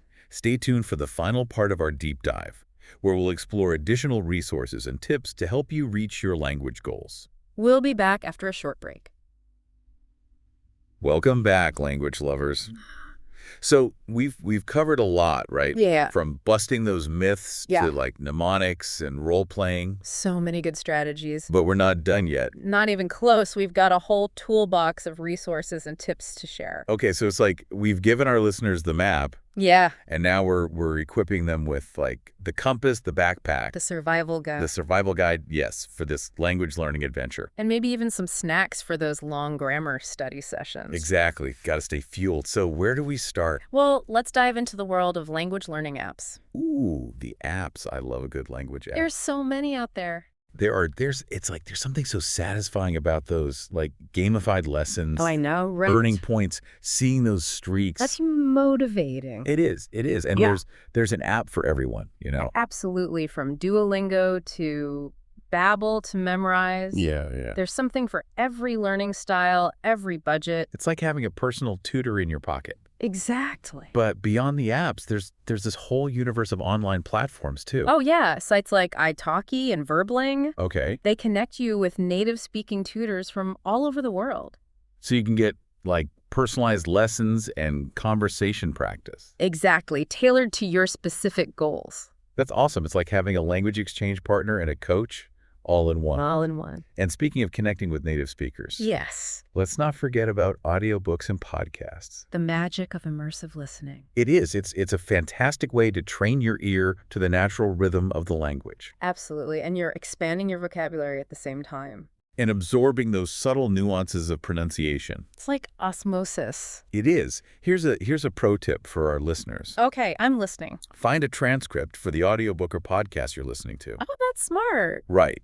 So you can follow along, look up new words, even practice your shadowing. It turns passive listening into active learning. Exactly. It's like a superpower. It is. And speaking of active learning and community support, Yes. let's not forget about finding those language learning communities, Oh, so important. online and offline. Yeah, connecting with other learners who are on the same journey.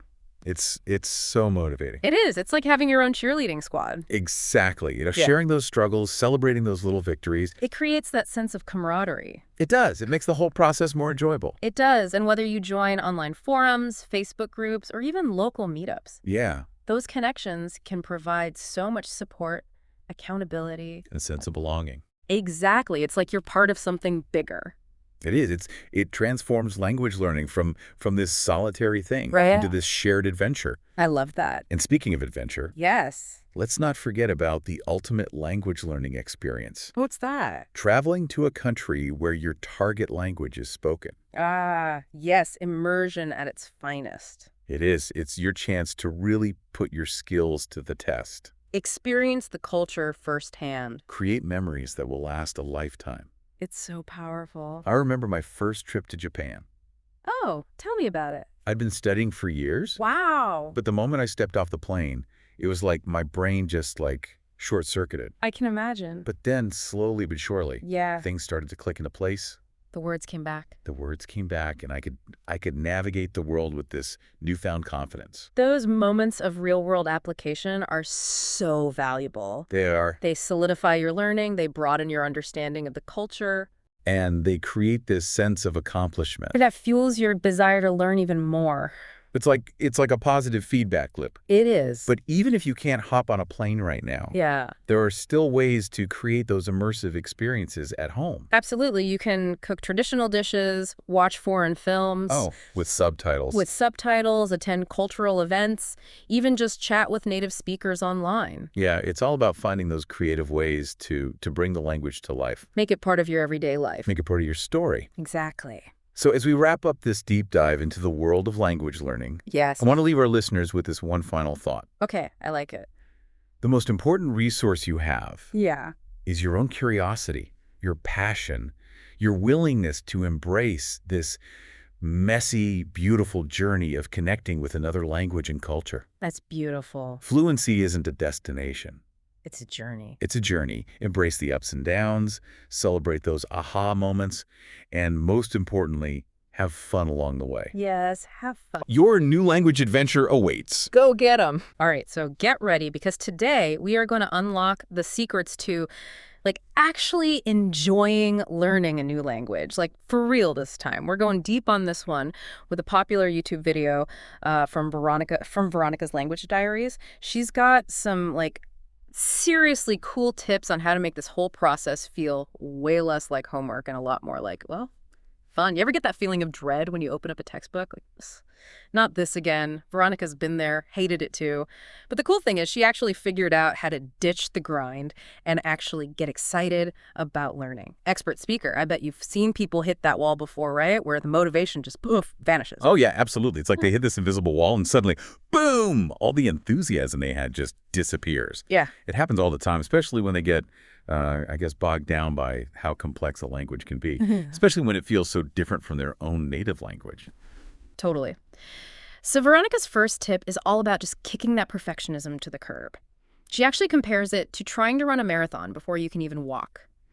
What do you think about that analogy? Does striving for, perfect grammar and pronunciation right away actually make it harder to learn? It definitely can. Think about it. When you're constantly worried about making mistakes, you hesitate to even speak. You know what I mean? You get so caught up in all the grammar rules and, Yeah. having perfect pronunciation, and you end up losing the flow, the spontaneity, that natural feeling of an actual conversation. Right. It's like Veronica uses that image of a robot trying to have a conversation, no natural rhythm at all, just memorized lines. Yeah, exactly. And that's like the opposite of fluency. I mean, fluency is all about being able to communicate your ideas, even if it's a little messy at first. I'd actually argue that embracing those early stages where, yeah, you're going to make mistakes, that's crucial for building confidence. That makes a lot of sense. So ditch the pressure to sound perfect right away. Check. But what about actually making the learning process fun? This is where Veronica has this amazing tip.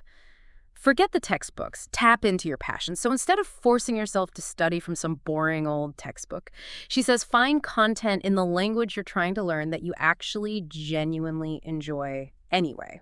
That's really interesting because if you think about the psychology behind it, when you connect the language with something you're already passionate about, you're basically training your brain to see it as something positive, something engaging. It goes from being a chore to being the key to something you love. I love that. So if you're a massive football fan, imagine being able to understand those post-game interviews, the banter between players, all those heated discussions online. Right. And it goes even deeper than just understanding the words. It's like you're connecting with the whole culture surrounding football, sharing the excitement with other fans in their own language. It's like unlocking this whole new dimension to your passion. I love that. Okay, so we've got ditching perfectionism and connecting the language to something you love. What else does Veronica recommend? Well, she also really emphasizes the importance of actually using the language. Getting out there and interacting with it. Oh, I like that. She calls language a tool, not homework. Exactly. So instead of memorizing verb conjugations, just drilling that stuff over and over, she recommends doing things leaving comments on YouTube videos in your target language. Oh, that's good. Sending DMs to people, even trying to order food. Oh, wow. I mean, that sounds both terrifying and super exciting at the same time. I mean, it's brilliant. Because think about it. Languages, they're meant to be used for communication, for connection. Right, not to be trapped in a textbook. Totally. It's about shifting your mindset, going from just passively learning to actively engaging with the language. So it's less about studying the language and more about experiencing it. Exactly. And in my experience, that's where the real magic happens. When you step outside of your comfort zone and you start using the language, even in simple ways, you'll be amazed by how quickly you progress. You encounter new words, you pick up on all these little nuances, you get instant feedback, and your confidence just grows and grows. It's like that aha moment when you realize you can actually hold a basic conversation. Even if it's just, ordering a coffee or asking for directions. It's like a total confidence booster. It is. That's when the language really comes alive. You start to feel its rhythm and flow. I love that. Veronica also talks about tailoring your approach, which I think is so important. She points out that not everyone learns the same way, right? She even mentions this friend of hers who actually hates reading books, but she devours audiobooks. That's a fantastic point. And it ties right into different learning styles. Some people are visual learners. They got to see the words written down, or they watch videos. Others are auditory learners. So they thrive on listening to podcasts or music. And then there's kinesthetic learners. Yeah. They need to move around, use flashcards, or they incorporate physical activities into their learning. So the takeaway is to figure out what works best for you and just go with it. Exactly. There's no one-size-fits-all approach to language learning. It's all about understanding your own learning style and then finding resources and methods that fit that style. Like, I'm totally an auditory learner. Listening to music or watching movies in the language I'm learning, that's what really helps me get the pronunciation and rhythm down. Speaking of movies, Veronica has a kind of unconventional tip that I'm really intrigued by. She calls it the power of terrible TV. Yeah, her love for, those so bad they're good reality shows. Or cheesy dramas. It might sound a little counterintuitive. Right. But I think there's actually a good reason for it. She specifically calls out 90 Day Fiancé and Emily in Paris. Those are good ones. Which, let's be honest, definitely guilty pleasures. Oh, yeah. But maybe that's part of what makes them so effective for language learning. Well, because they're so engaging, you're more likely to keep watching them, and you kind of absorb the language without even realizing it. And linguistically, those types of shows often use really simple dialogue and everyday language, which is perfect when you're just starting out. So it's like sneaking in language practice. But you're so engrossed in the drama, you don't even realize you're learning. Exactly. And you also get exposed to real pronunciation and the way people actually talk, which can be hard to pick up from a textbook. That's so true. I remember when I was learning Italian, I was so focused on speaking properly. Yeah. I ended up sounding way too formal. It wasn't until I started watching Italian reality TV that I finally picked up on the slang and the more natural way of speaking. It's those little things that make you sound so much more natural and confident. Now, while immersing yourself in terrible TV is great, Veronica also talks about the value of more structured learning, especially when it comes to getting feedback and practicing speaking. Right. She recommends italki, which is a platform that connects language learners with native-speaking tutors for online lessons. What are your thoughts on the benefits of one-on-one tutoring? I think it can be incredibly beneficial, especially if you're someone who likes things a little more organized. Having a tutor means you can ask specific questions, get personalized feedback, and practice speaking in a safe space where you feel comfortable. It's like having a language coach right there in your corner. Exactly. And that can make such a difference, especially when you're just getting started and everything feels so overwhelming. Totally. Okay, so we've covered a lot of ground here. From ditching perfectionism to embracing cheesy reality TV. It's been quite the journey. But I think the biggest takeaway here is that language learning doesn't have to be this rigid, boring process. It can be fun, engaging, and you can make it your own. Exactly. And I think that's what's so refreshing about Veronica's approach. She's encouraging us to find what we enjoy and make the learning process fit our own, personalities and interests. It's about discovering your own path to fluency, one that fits your passions, your learning style, and your goals. I love that. So as we wrap up this part of our deep dive, what's one piece of advice you'd give to our listeners? What's something that has helped you in your own language learning journey? That's a good question. I think the most important thing is to remember that every little step you take counts. It's easy to get overwhelmed when you think about everything you need to learn. You can start to feel like you'll never reach fluency. But instead of focusing on the end goal, try to enjoy the process, the journey of learning. That's such a great point. It's about celebrating those little victories along the way. Right. Those aha moments that make all the effort worthwhile. Exactly. Maybe you finally understand a song lyric. Or you're able to have a simple conversation. Those little moments, no matter how small, They're proof that you're making progress. And those little wins, they fuel your motivation. And they keep you moving forward. It's like building a muscle. The more you use the language, the stronger you get. And I bet your brain is getting quite the workout today with all this amazing advice. It's definitely been a stimulating conversation. I know, right? What's so fascinating about learning a language is that it's more than just learning new words and grammar rules. It's like you're growing as a person, expanding your horizons and connecting with the world in this totally new way. That's so true. It's about stepping outside your comfort zone, embracing other cultures, and seeing the world from different perspectives. Exactly. And those experiences, those moments of connection and understanding, they're what make language learning so powerful. Well said. I think Veronica would be proud of this deep dive. We covered all her top tips for making language learning enjoyable, and you've added so much insight and expertise. It's been a pleasure. Now, before we wrap up this part, I'd love to hear from our listeners. We've talked about a lot of great resources, but everyone's journey is unique. So, what are your favorite resources?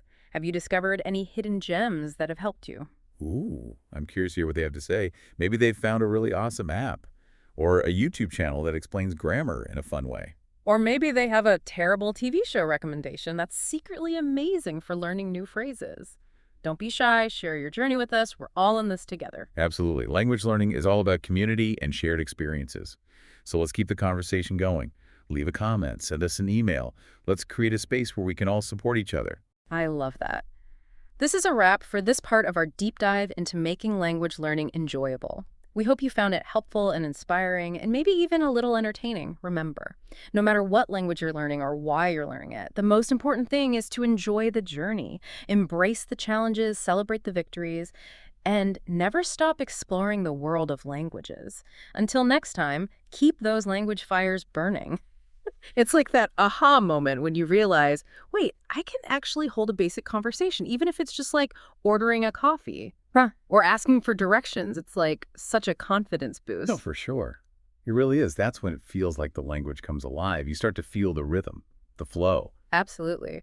Veronica also talks about, tailoring your approach, which I think is so important. She points out that, not everyone learns the same way. And she Right. even mentions a friend who hates reading books, but she, devours audiobooks. Oh, that's so interesting.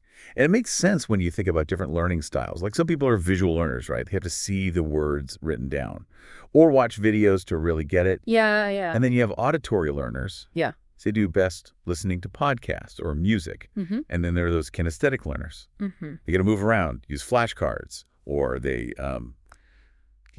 find ways to make it physical. So it sounds like the key takeaway is to figure out what works best for you and then just run with it. Exactly. There's no one right way to learn a language. The important thing is to understand your own learning style and then find the resources that work best for you. I'm definitely an auditory learner. I find that listening to music or watching movies in the language I'm learning, that's what really helps me. Speaking of movies, Veronica has this kind of unconventional tip that I have to admit I'm really intrigued by.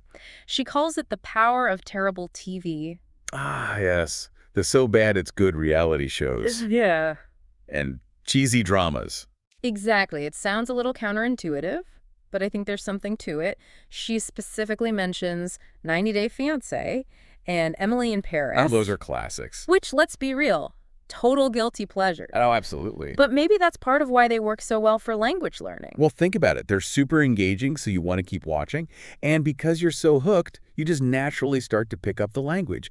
Plus, those kinds of shows usually have pretty simple dialogue, and they use, everyday language, so it's perfect for beginners. So it's like you're sneaking in language practice without Yeah. even realizing it. Exactly. And you're also getting exposed to, authentic pronunciation Yeah. and all the slang that you won't find in a textbook. That's so true. I remember when I was learning Italian, I was so focused on speaking properly that I sounded way too formal in actual conversations. It wasn't until I started watching Italian reality TV that I picked up the more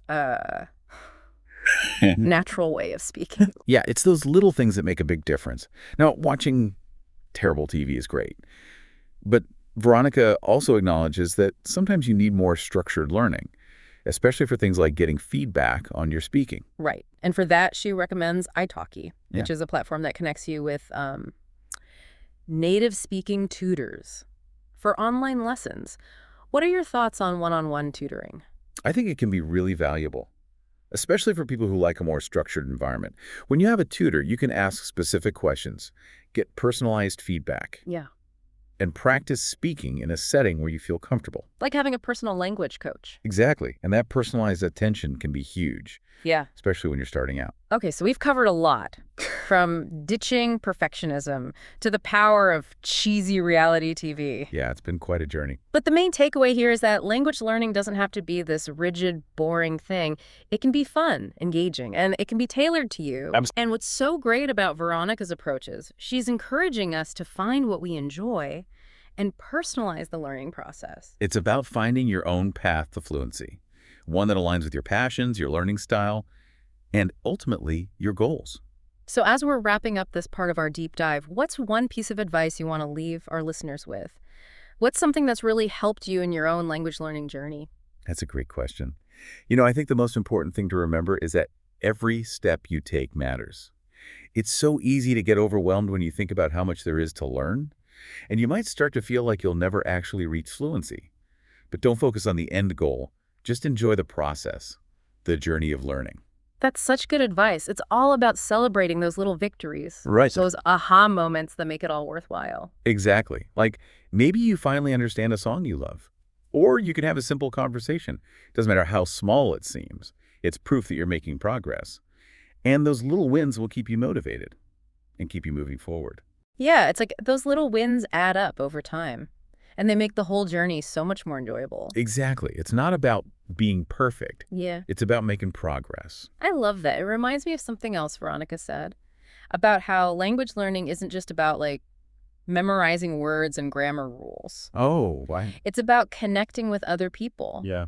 and experiencing different cultures. It's about expanding your horizons, and seeing the world in new ways. Exactly. And I think that's what makes it so rewarding. I agree. It's about more than just the language itself. It's about personal growth. I think Veronica would be proud of this deep dive. We've covered all her awesome tips, and you've shared so much great advice.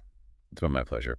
Now, before we wrap up, I'd love to hear from our listeners. We've talked about a lot of different resources, but everyone's learning journey is unique. Right. So what are your favorite resources? Have you found any hidden gems that have helped you along the way? I'm really curious to hear what they have to say. Maybe they have a favorite app or a YouTube channel. Or even a terrible TV show. Oh, yeah. That's secretly a language learning goldmine. So don't be shy. Share your discoveries with us. We're all in this together. Absolutely. Language learning is all about community, sharing experiences. Yeah, let's keep this conversation going. Leave us a comment. Send us an email. We want to hear from you.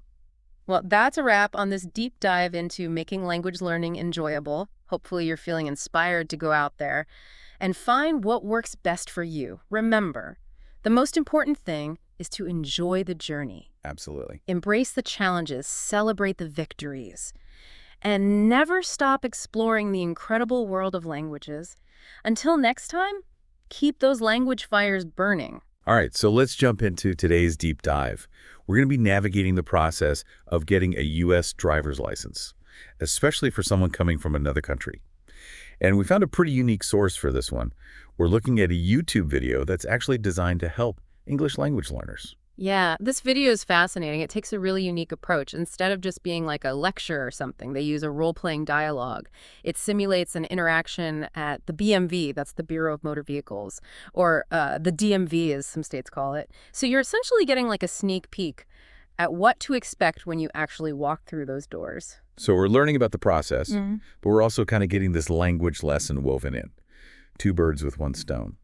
But what does this virtual BMV visit actually tell us about the steps involved? Like, what do we actually have to do to get a license? Yeah. Well, the video really stresses being prepared from the very beginning, like even before you even think about the driving test. You need to make sure you have all your paperwork in order. So that means your passport, of course, and then your visa or green card. Just to prove that you're legally in the U.S. Proof of address is important too, like a utility bill or something like that. And this is interesting. They also say you need your driver's license from your home country. Oh, okay. I get the need for, identification, all that. Yeah. But why would they need to see your old license? Is it just to, make sure you've seen a car before? It's more than that, actually. They're not just confirming who you are. They want to see your experience, too. It shows them that you're already familiar with, Yeah. rules of the road and the responsibilities that come with driving. But don't think you can just trade it in for a shiny new US license, though. There's still some hoops to jump through. Speaking of hoops, what kind of tests are we talking about? Well, the video walks us through the classic two-part system. The written knowledge test first, and then, of course, the driving skills test. That's where you get to show off your skills behind the wheel. Right, so the theory and then the practice. I can imagine those tests being pretty nerve-wracking, Yeah. especially when you're in a new country and still getting used to everything. Did the video give any advice on how to prepare for the tests? Oh, absolutely. They really emphasize studying the state's driver's manual, and this is key. Because even if you're an experienced driver, U.S. rules and signs might be different from what you're used to. Right, yeah, that makes sense. It's like learning a whole new language. Right. But for driving.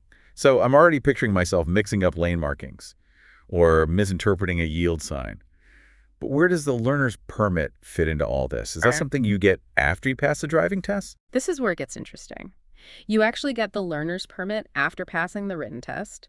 It lets you practice driving, but with a licensed driver by your side. Before you take the actual driving test, kind of like a safety net. You can get used to U.S. roads and traffic before going solo. That's a really smart system. I can see how easing into it like that would make the whole experience less daunting. I'm curious, though, did the video actually go into detail about the written test itself? Like, what kind of questions should someone expect? They didn't get into specific questions, but they did stress that it's important to understand U.S. road signs and rules. What kind of signs do you think would be confusing for someone new to the U.S.? That's a good question. Maybe some of those warning signs. I could see someone mistaking the slippery when wet sign, like they might think it's showing a car doing a cool drift or something, instead of it being a warning. That's a great example. It shows how even simple signs can be interpreted differently. And then you have signs that might not even exist in other countries, like the ones for HOV lanes, or those flashing yellow arrows at traffic lights. Oh yeah, those flashing yellow arrows always trip me up. And the video got me thinking about all the other differences someone might encounter when driving in the US. Like not just the rules, but the whole driving environment. You're right. The driving environment itself can be very different, like the size and speed of highways here, the different types of vehicles you see. It can definitely be overwhelming. It's true. Driving on like a multi-lane highway here is completely different from navigating those narrow, winding roads you find in other parts of the world. Yeah. And then there's the whole driving on the right side of the road thing instead of the left, which is what they do in some countries. That has to be a major adjustment. Exactly. It's not just about knowing the rules, it's adapting to a whole new driving culture. What aspects of U.S. driving culture do you think would be the most surprising or challenging for newcomers? That's a great question. And now I'm realizing we've got a lot more to unpack here. I think it's time to take a closer look at that driver's manual. It might hold some more clues about how to successfully navigate this U.S. driving experience. I agree. Let's shift gears and delve deeper into the driver's manual in part 2. All right, so we're back, ready to hit the road with this driver's manual, at least metaphorically speaking. Me too, yeah. Yeah. I'm feeling way more prepared now, knowing that there's like this roadmap for navigating driving in the U.S. But let's be real. Sometimes those manuals can be super dense and kind of overwhelming. Where do we even start with this thing? Well, the video really hammered home the importance of understanding those U.S. road signs and rules, so that seems like a logical starting point. Luckily, most states actually have their manuals available online, so we can just pull one up and see what we can find. Okay, I've got the California Driver Handbook open here. And yeah, this thing is pretty comprehensive. There's a whole section here on traffic laws and rules of the road. It covers everything. Speed limits, right-of-way, signaling, lane changes.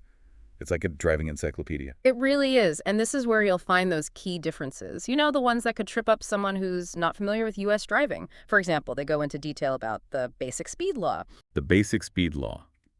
Okay, so that sounds pretty fundamental. What's the gist of that one? Basically, it means you should always drive at a safe speed for the conditions, even if it's below the posted speed limit. So, like, imagine you're driving on a winding mountain road, and it's pouring rain. Even if the speed limit says 45, it might be way safer to go slower. It's about using your judgment. Right, so it's not just about blindly following whatever number is on the sign. It's about adapting to the situation. Exactly. And then there are laws that are pretty specific to the U.S., like the move over law. This one says drivers have to move over a lane, if it's safe to do so, when they're passing emergency vehicles stopped on the side of the road, or tow trucks. Oh, right, yeah. I've definitely seen those signs on the highway. I have to admit, though, I never really understood the reason behind it. It's all about safety. for both the drivers and those emergency responders who are often working just a few feet away from traffic. So by moving over, you're creating a buffer zone, less risk of an accident. Wow. Okay, that's a really important detail. I probably would have overlooked that. Yeah, it's easy to get caught up in the technical stuff, but the manual does a good job of explaining why the rules are there. It makes them more meaningful. Okay, so we've got basic speed law and move over law. Any other, like, big driving regulations that stand out? Let me see. Well, there's a whole section on right-of-way rules, which can change depending on the situation. Intersections, roundabouts, merging, it's all covered in detail. Yeah, I bet those right-of-way rules are super important for those four-way stops. I feel like those can be a recipe for disaster. You're telling me. But with a little studying and some practice, you'll be a four-way stop pro in no time. Challenge accepted.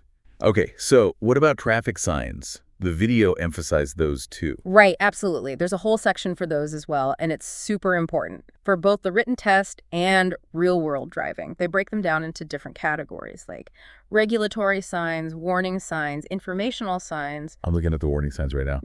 And yeah, I can definitely see how some of these could be confusing, especially if you've never seen them before. Yeah, like for example, there's the sign for merging traffic, the one with 2 lanes merging into one. It seems straightforward enough. But like the actual etiquette of merging can be very different depending on the country. Oh yeah, for sure. I've definitely seen some aggressive merging, shall we say. So is there a certain protocol for merging in the US? Well, the manual says it's important to yield to traffic that's already in the lane and to merge smoothly. Okay, so it's about being assertive, but also respectful. It's a delicate balance. Are there any other warning signs you think are super important? The slippery when wet sign is a good one to highlight. I mean, it might seem obvious, but driving in wet conditions can be pretty different in the U.S., especially when you consider the potential for sudden downpours or even flash floods in some areas. Oh, that's a good point. I'm from a place where the rain is pretty predictable, so I honestly hadn't even thought about driving in those more extreme conditions. Yeah, it's about being prepared and being able to adapt, and that's what the driver's manual helps you do. I'm definitely starting to feel more confident about all this. I feel like I can actually understand these signs and navigate the roads. But I'm also realizing this whole journey, it's about more than just memorizing a bunch of rules or mastering a few techniques. It's about understanding U.S. driving culture. You got it. It's about adapting to a whole new set of norms and expectations, and that's something we can explore further in part 3. Okay, I'm intrigued. Let's shift gears once again and dive into the cultural side of driving in the U.S. All right, so we're back, and we're ready to tackle this whole cultural side of driving in the U.S. It's one thing to know the rules and how to handle a car, but I feel like there's this whole other layer to it. Yeah, it's interesting because in the U.S., a driver's license, it's more than just permission to drive. It's a symbol of freedom and independence. It's deeply embedded in American culture. Oh yeah, for sure. It's like this little card unlocks a whole new level of autonomy. Suddenly you're not tied to public transportation schedules or having to ask for rides. It just opens up so many possibilities for jobs, social connections, even just being able to explore at your own pace. Exactly. And for someone coming from a culture where driving isn't as common, that shift can be huge. Just think about the impact on your daily life. Yeah, you could shop at stores further away, go to events more easily, visit family and friends whenever you want. Exactly. It's like you're no longer limited by geography. You can really participate in American life in a whole new way. Right, you're not just on the sidelines anymore. Exactly. And it's not just about being practical either. There's a whole psychological aspect to it, too. Driving in the U.S., it's often linked to this idea of individuality and self-reliance, which are values that are really emphasized here. Right, it's like you're in control of your own destiny, or at least your own car. But isn't there also this, undercurrent of anxiety when it comes to driving in the U.S.? Yeah. Especially in those big cities. I mean, the traffic, aggressive drivers, it doesn't always feel so free and liberating. That's true. Driving here can be pretty stressful. And that's something the video kind of glosses over. It paints this, kind of idealized picture. But the reality is there's definitely a learning curve. And it can be tough to adapt to, the fast-paced and sometimes unpredictable nature of driving here. It's true. I remember when I first started driving, I would get so nervous merging onto the highway.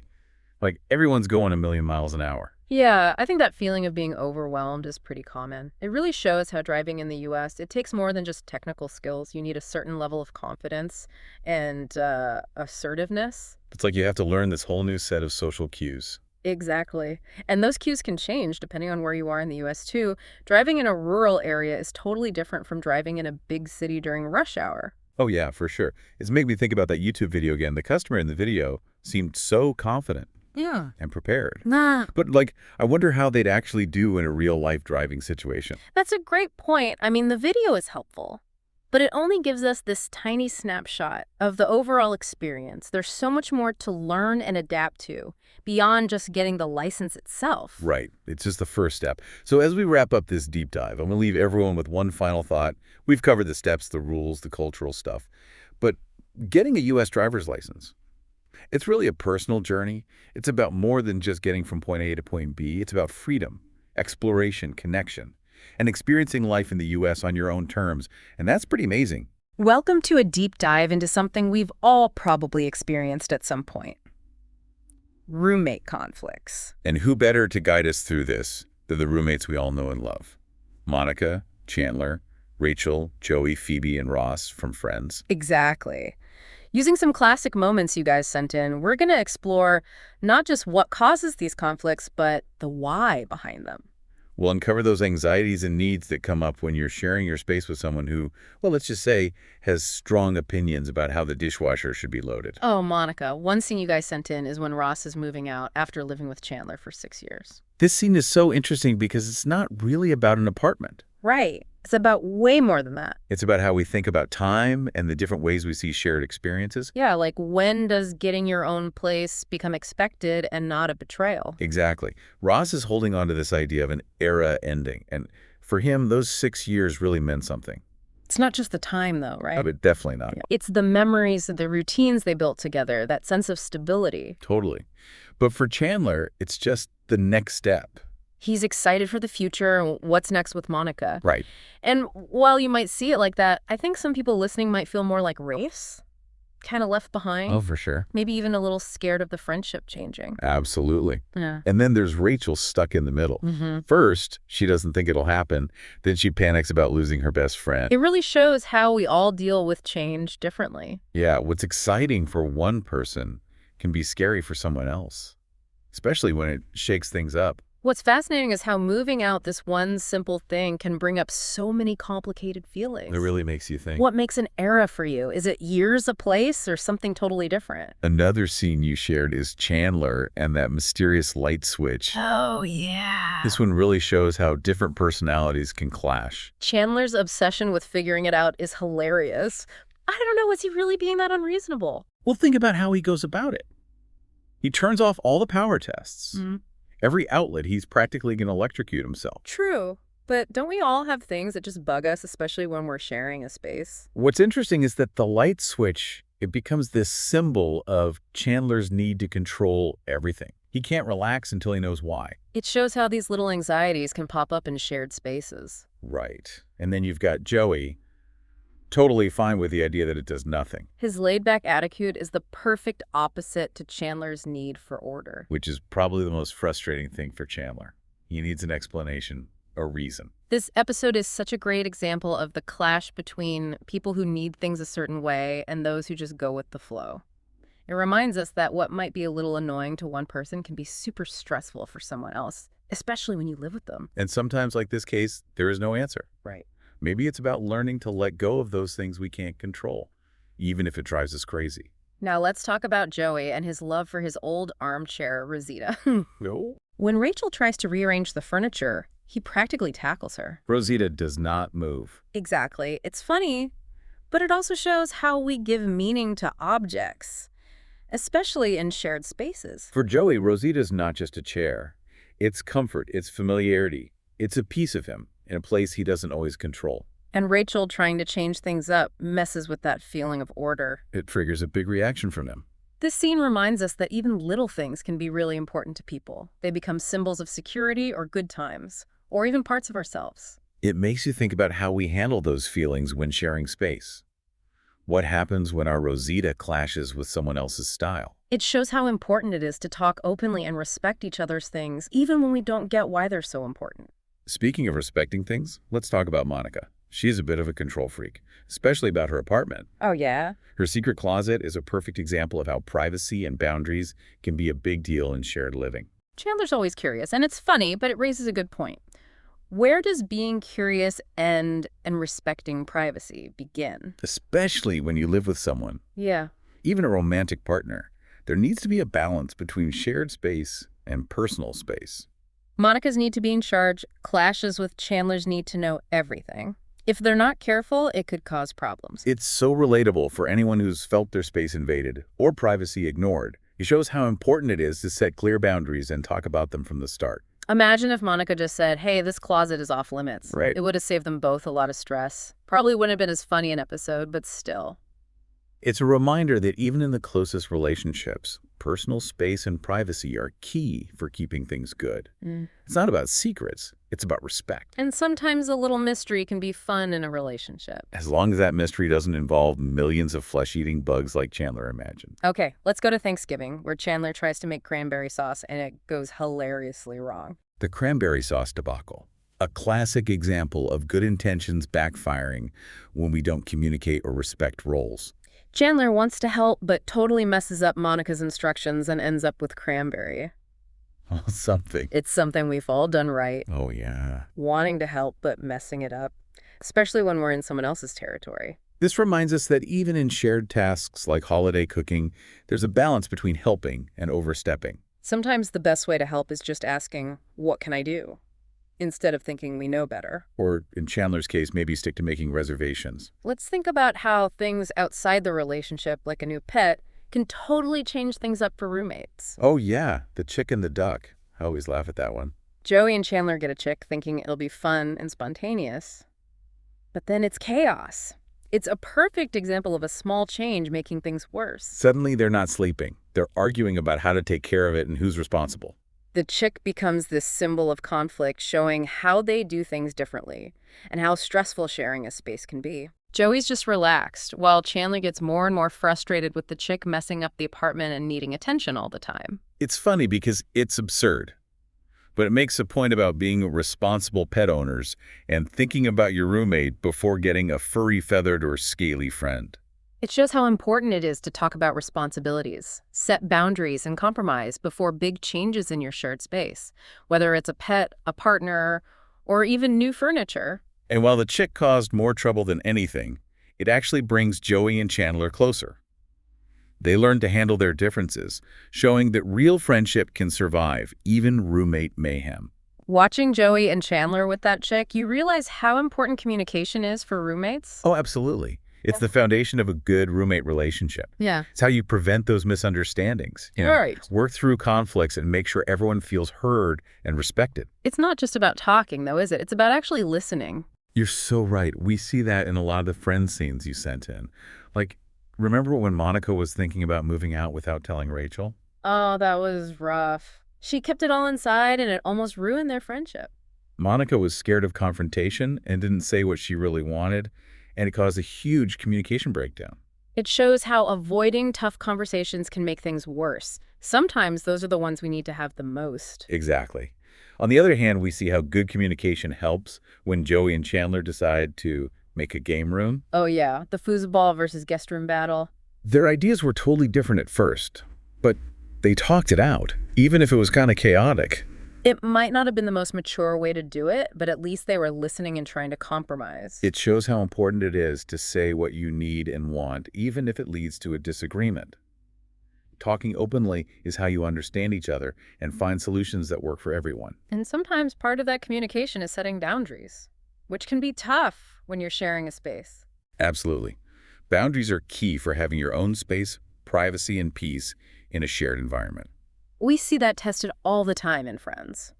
Think about Rachel getting annoyed with Monica controlling the phone, or Chandler obsessed with Monica's secret closet. Right. They're always figuring out where personal space ends and shared living begins. Monica needs things a certain way, which clashes with her roommates being more laid back. It's funny, but it also shows real-life tension.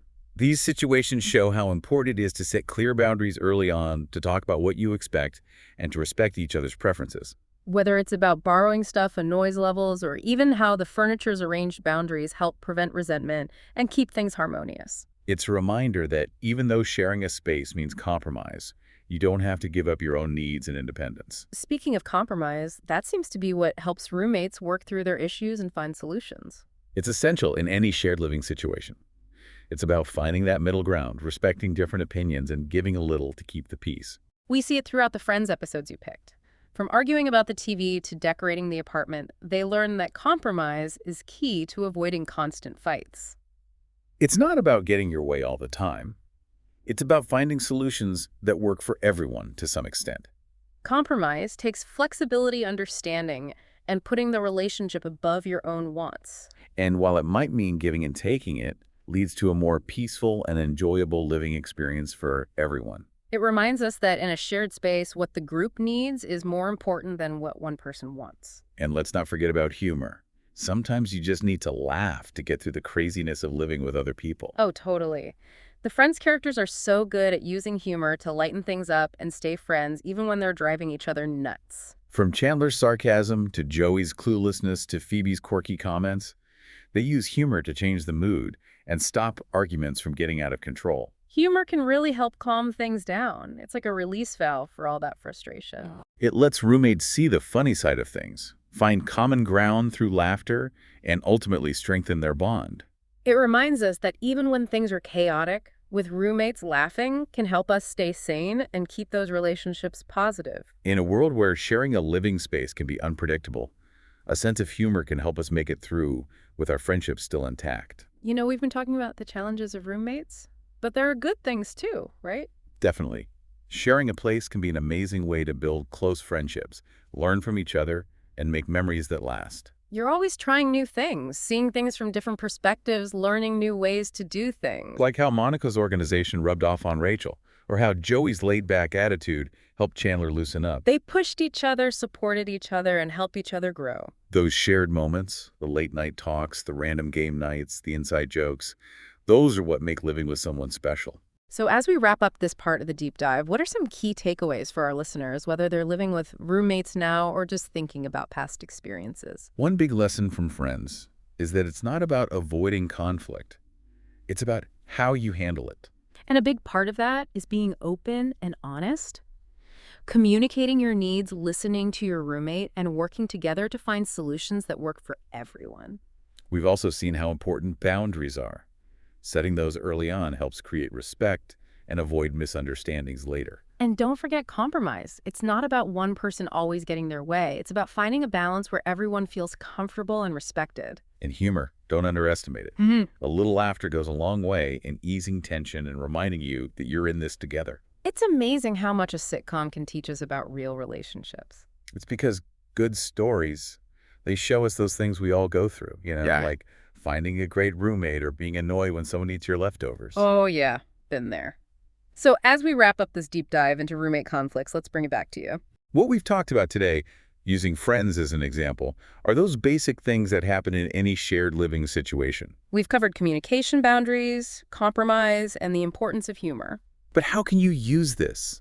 How can you take these ideas and use them in your own life, whether you're dealing with a tricky roommate right now or just thinking about the future? Maybe you're in a Rosita situation right now. Something that seems small to you is driving your roommate crazy. That's where talking openly and honestly is super important. Instead of getting defensive, try to understand why that thing, that object, that habit, whatever it is so important to them. And if you're the Chandler in the situation, the one who's annoyed, try to say what you need without, attacking your roommate's personality. Remember the light switch. Sometimes there is no reason, and the best thing to do is just let it go. Which is tough, especially if you like things a certain way. But that's where compromise comes in. It's about finding that middle ground where everyone feels good, even if it means changing what you expect a bit. And if you're clashing, remember humor. A good joke can really lighten things up and remind you that you're in this together. Think of it this way. Your roommate isn't your enemy. They're on your team. You're both trying to make this shared space work. And just like in Hellmage, Friends, even with the conflicts and craziness, there's potential for laughter growth and even strong friendships. So the next time you have a roommate problem, big or small, remember Monica, Chandler, Rachel, Joey, Phoebe, and Ross. Their struggles and successes, they can teach us a lot about the messy, funny, and ultimately rewarding experience of living with someone else. Because let's be real, life's more fun when you have someone to share it with, even if they sometimes eat your last slice of pizza. Exactly. So go out there, communicate openly, respect each other's boundaries, find that compromise, and don't forget to laugh. Maybe your own roommate story will be legendary someday. And who knows, you might even find your own lobster along the way. All right, so today we're diving deep into SpaceX and Elon Musk. But get this. Oh, this is going to be good. Yeah. But not like some boring company profile or anything. Right, yeah. We're going behind the scenes of an actual Starship launch. Oh, wow. All thanks to this awesome YouTube video by Kai Trump. I've seen this one. It's amazing how much you can learn, even though it wasn't even meant to be like a SpaceX documentary or anything. Yeah, and you really get a feel for the whole experience. Like, you're right there with her. Totally. You can practically feel the excitement and anticipation. And the scale of it all, it's just mind-blowing. Definitely mind-blowing. Yeah, I don't want to spoil too much, but let's just say you're in for some surprises. Oh, I bet. Like, Elon Musk casually compares playing a video game to, like, messing up the space program. What? Yeah. What do you think that tells us about his personality? Well, he's definitely a unique thinker, that's for sure. And then there's this whole Nutella connection. I'm not even kidding. Nutella. Now that I got it here. Oh, yeah, we'll get to that. Okay, I'm all ears. So by the end of this deep dive, you'll not only understand what Starship is and why SpaceX is so focused on Mars, Right. but you'll also get a glimpse into Elon Musk's mind and the human side of this whole incredible endeavor. The human side, that's what I find so fascinating about this video. Absolutely. So let's start with SpaceX's grand vision making humans a multiplanetary species. Oh, yeah. Their big dream. It's not just about reaching Mars. Right. It's about fundamentally changing what it means to be human. I mean, that's a huge idea, right? Like, imagine humans not just visiting Mars, but actually living there. Exactly. Building a new society. It's almost science fiction come to life. It is pretty wild. And the vehicle for this crazy journey, Starship, that's their next generation spacecraft designed for deep space travel. Yeah, I've seen the pictures. It's enormous. It's massive, able Yeah. to carry both crew and cargo to Mars, and designed to be reusable. It's just incredible. Remember, the Starship you see in this video is like an early version, almost a prototype. SpaceX is constantly refining and improving their designs. They're always pushing the limits. It makes you wonder what the Starship of the future will look like. It's hard to even imagine. Now, the video captures that electric feeling right before launch. You can practically feel the anticipation building as Kai Trump and her friends wait for the rocket to lift off. Their excitement is contagious. It is. And what struck me was how their reactions highlight the sheer power of witnessing a rocket launch. Right. They talk about the sonic boom that you can feel in your bones. Yeah. And the visual spectacle of the rocket ascending into the sky. It's clearly an experience that goes beyond words. It's absolutely powerful. And then there's this totally random moment where one of Kai's friends tries to crack her back and compares it to lifting a 200-pound weight. Classic. It's these little details that make the whole thing feel so real. Yeah, you're right. It's a good reminder that even in the midst of all this cutting-edge technology and grand ambition, it's still humans at the heart of it all. People with their own quirks and experiences. Exactly. Okay, so we've all seen those picture-perfect rocket landings. Yeah. But in this video, the booster ends up landing in the sea. This is like, wait, what just happened? It seems counterintuitive, Right. but it actually demonstrates SpaceX's commitment to safety. Oh, okay. Landing in the sea is a controlled measure to minimize risk during a test flight. So they'd rather lose the booster than risk something going wrong. Exactly. Safety first, especially in these early stages of development. But don't worry, they're not fishing rockets out of the ocean. Oh. Elon Musk mentions in the video that they've got even better versions of Starship already in production. See, that's what I love about SpaceX. They're always a step ahead. The pace of innovation is just mind-boggling. It really is. And speaking of Elon Musk, Oh, yeah, he's quite a character. I've got a story about him. Go on. So in the video, he makes this totally offhand comment comparing playing a video game called League of Legends to actually harming the space program. He said that. Yeah, What the? it's a quirky comment, but I think it reveals a lot about his dedication. Like, his mind is always working, even when he's supposed to be relaxing. Totally. The space program is always on his mind. It's like he can't switch off. And then he's asked if he'd go to space himself Yeah, and what does he say? in a heartbeat, without missing a beat. Wow. Talk about putting your money where your mouth is. That's Elon Musk for you. It's that adventurous spirit and unwavering belief that makes him so compelling. He's not just some CEO sitting in an office. Right. He's ready to jump in and experience it himself. He's all in. He also dropped some knowledge about the travel time to Mars. Oh, yeah. What did he say? A typical trip would take about 6 months. 6 months. But you could potentially shorten it to 3 or 4 months if you pack light. Space travel hacks. Who knew? It's fascinating, all the logistical challenges of interplanetary travel. It's not as simple as hopping on a plane. Not at all. But what surprised me was how relatable Musk seems in the video. Yeah, he's actually pretty funny. He's joking around with Kai and her friends, even offering to design a rocket-powered golf club. Like, who needs a driver when you've got a rocket, right? Exactly. Yeah. It's a side of him you don't always see. It humanizes him in a way that I think a lot of people can relate to. For sure. So we've talked about the technology and the ambition. Yeah. But let's not forget the human element that shines through in Kai's video. It's what makes it so special. You can hear the emotion in her voice when she describes getting chills during the launch. Yeah. It's a reminder that this isn't just about technology. It's about the impact these events have on people. Absolutely. Mm. There's a sense of wonder and awe that comes across. Even through the screen. Yeah, and I think it taps into something universal, a fascination with the unknown, Mm-hmm. a desire to push the boundaries. And it's not just the big moments Kai and her friends are hanging out, snacking on Nutella, and just being themselves. It makes the whole experience feel more grounded, more human. Right. And speaking of Nutella, remember that connection I mentioned earlier? The Nutella connection. Yeah. Well, Kai and her friends are big fans. Okay. And it turns out Elon Musk is a snack enthusiast himself. Really? There's a funny moment where he talks about the very good bacon being served before the launch. Aha. So he's a foodie, too. It seems like it. It's those little glimpses into their personalities That make this video so compelling. It's not just about rockets and Mars.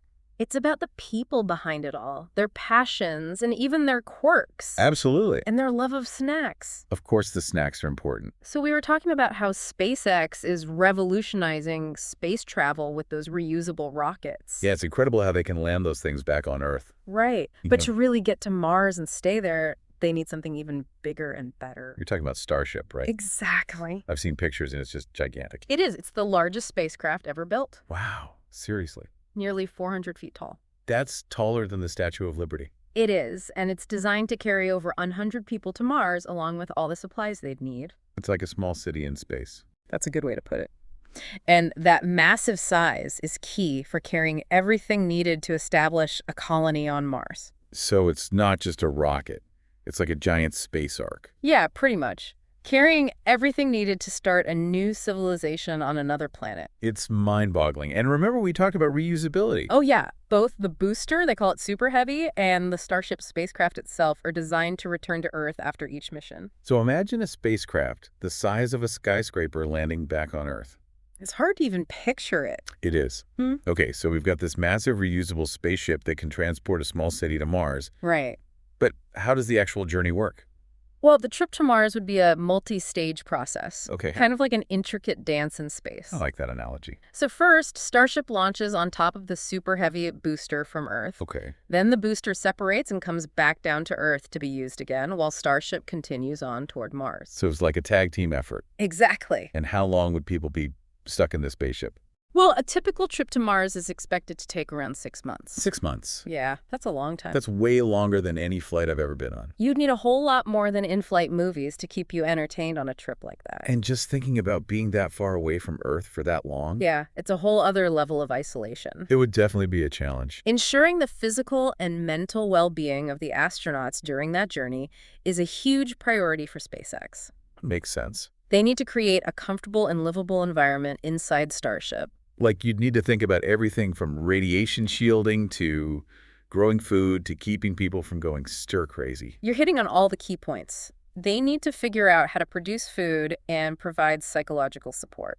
It's a massive undertaking. It's like the ultimate Big Brother challenge, only in space. Haha, yeah, something like that. Okay, so let's say they make it to Mars. All right. How do they land this massive spacecraft on another planet? Yeah, that can't be easy. It's one of the trickiest parts of the mission. The Martian atmosphere is much thinner than Earth's, so it's tough to slow down. So no parachutes like we see with spacecraft landing back on Earth. Parachutes alone won't be enough. They'll need to use a combination of techniques, Okay. like using the atmosphere to slow down, firing the engines to brake, and using a heat shield to protect the spacecraft. It sounds incredibly complex. It is. But let's say they stick the landing. Right, they're on Mars now. What? Well, touching down is just the first step. Right. The next phase involves establishing a base camp. Like a home away from home. Exactly. They need shelter, life support power for the initial crew. From there, they'll start exploring the surrounding area looking for resources. It's like the ultimate camping trip, except you're setting up camp on a whole other planet. Exactly. You need to be incredibly resourceful to survive in that kind of environment. I can only imagine. So instead of pitching tents, they'll be setting up inflatable habitats. Right, and using rovers to scout out the Martian landscape. So what's the long-term plan? The ultimate goal is to create a self-sustaining colony. One that doesn't need constant supplies from Earth. Exactly. That's the dream.